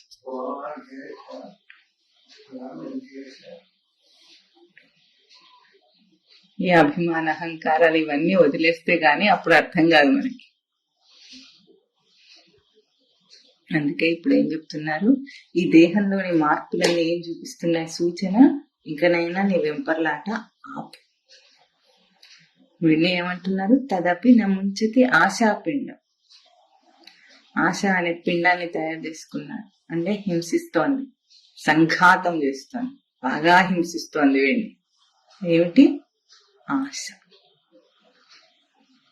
ఇన్ని వైపరీత్యాలకు కారణము ఆశ. అయితే ఈ ఆశ నిజమైన ఆశ ఏదో తెలుసుకుంటే దానితో నువ్వు ఎదుగుతావు. ఇన్ని కావాలని ఎక్కడెక్కడికి నువ్వు వెళుతున్నావో, ఆశ అంటే అసువ్యాప్తో ధాతు, ఎక్కడెక్కడికి వ్యాపిస్తున్నాడు జీవుడు, ఎంతెంత దూరానికి ఎన్నెన్ని విషయాలు దూరి వెళుతున్నాడో అవన్నీ ఆత్మకామం కోసమే, తనను తాను తెలుసుకోవడం కోసమే అని ఎప్పుడు గుర్తిస్తాడో అప్పుడు అదే ఆశ వాడిని ఏం చేస్తుంది, సాధన చేయిస్తుంది. నన్ను కోరి నేను దాన్ని ముట్టుకున్నాను, ఇప్పుడు ముట్టుకున్న తర్వాత నన్ను నేను తెలుసుకున్నానా లేదా?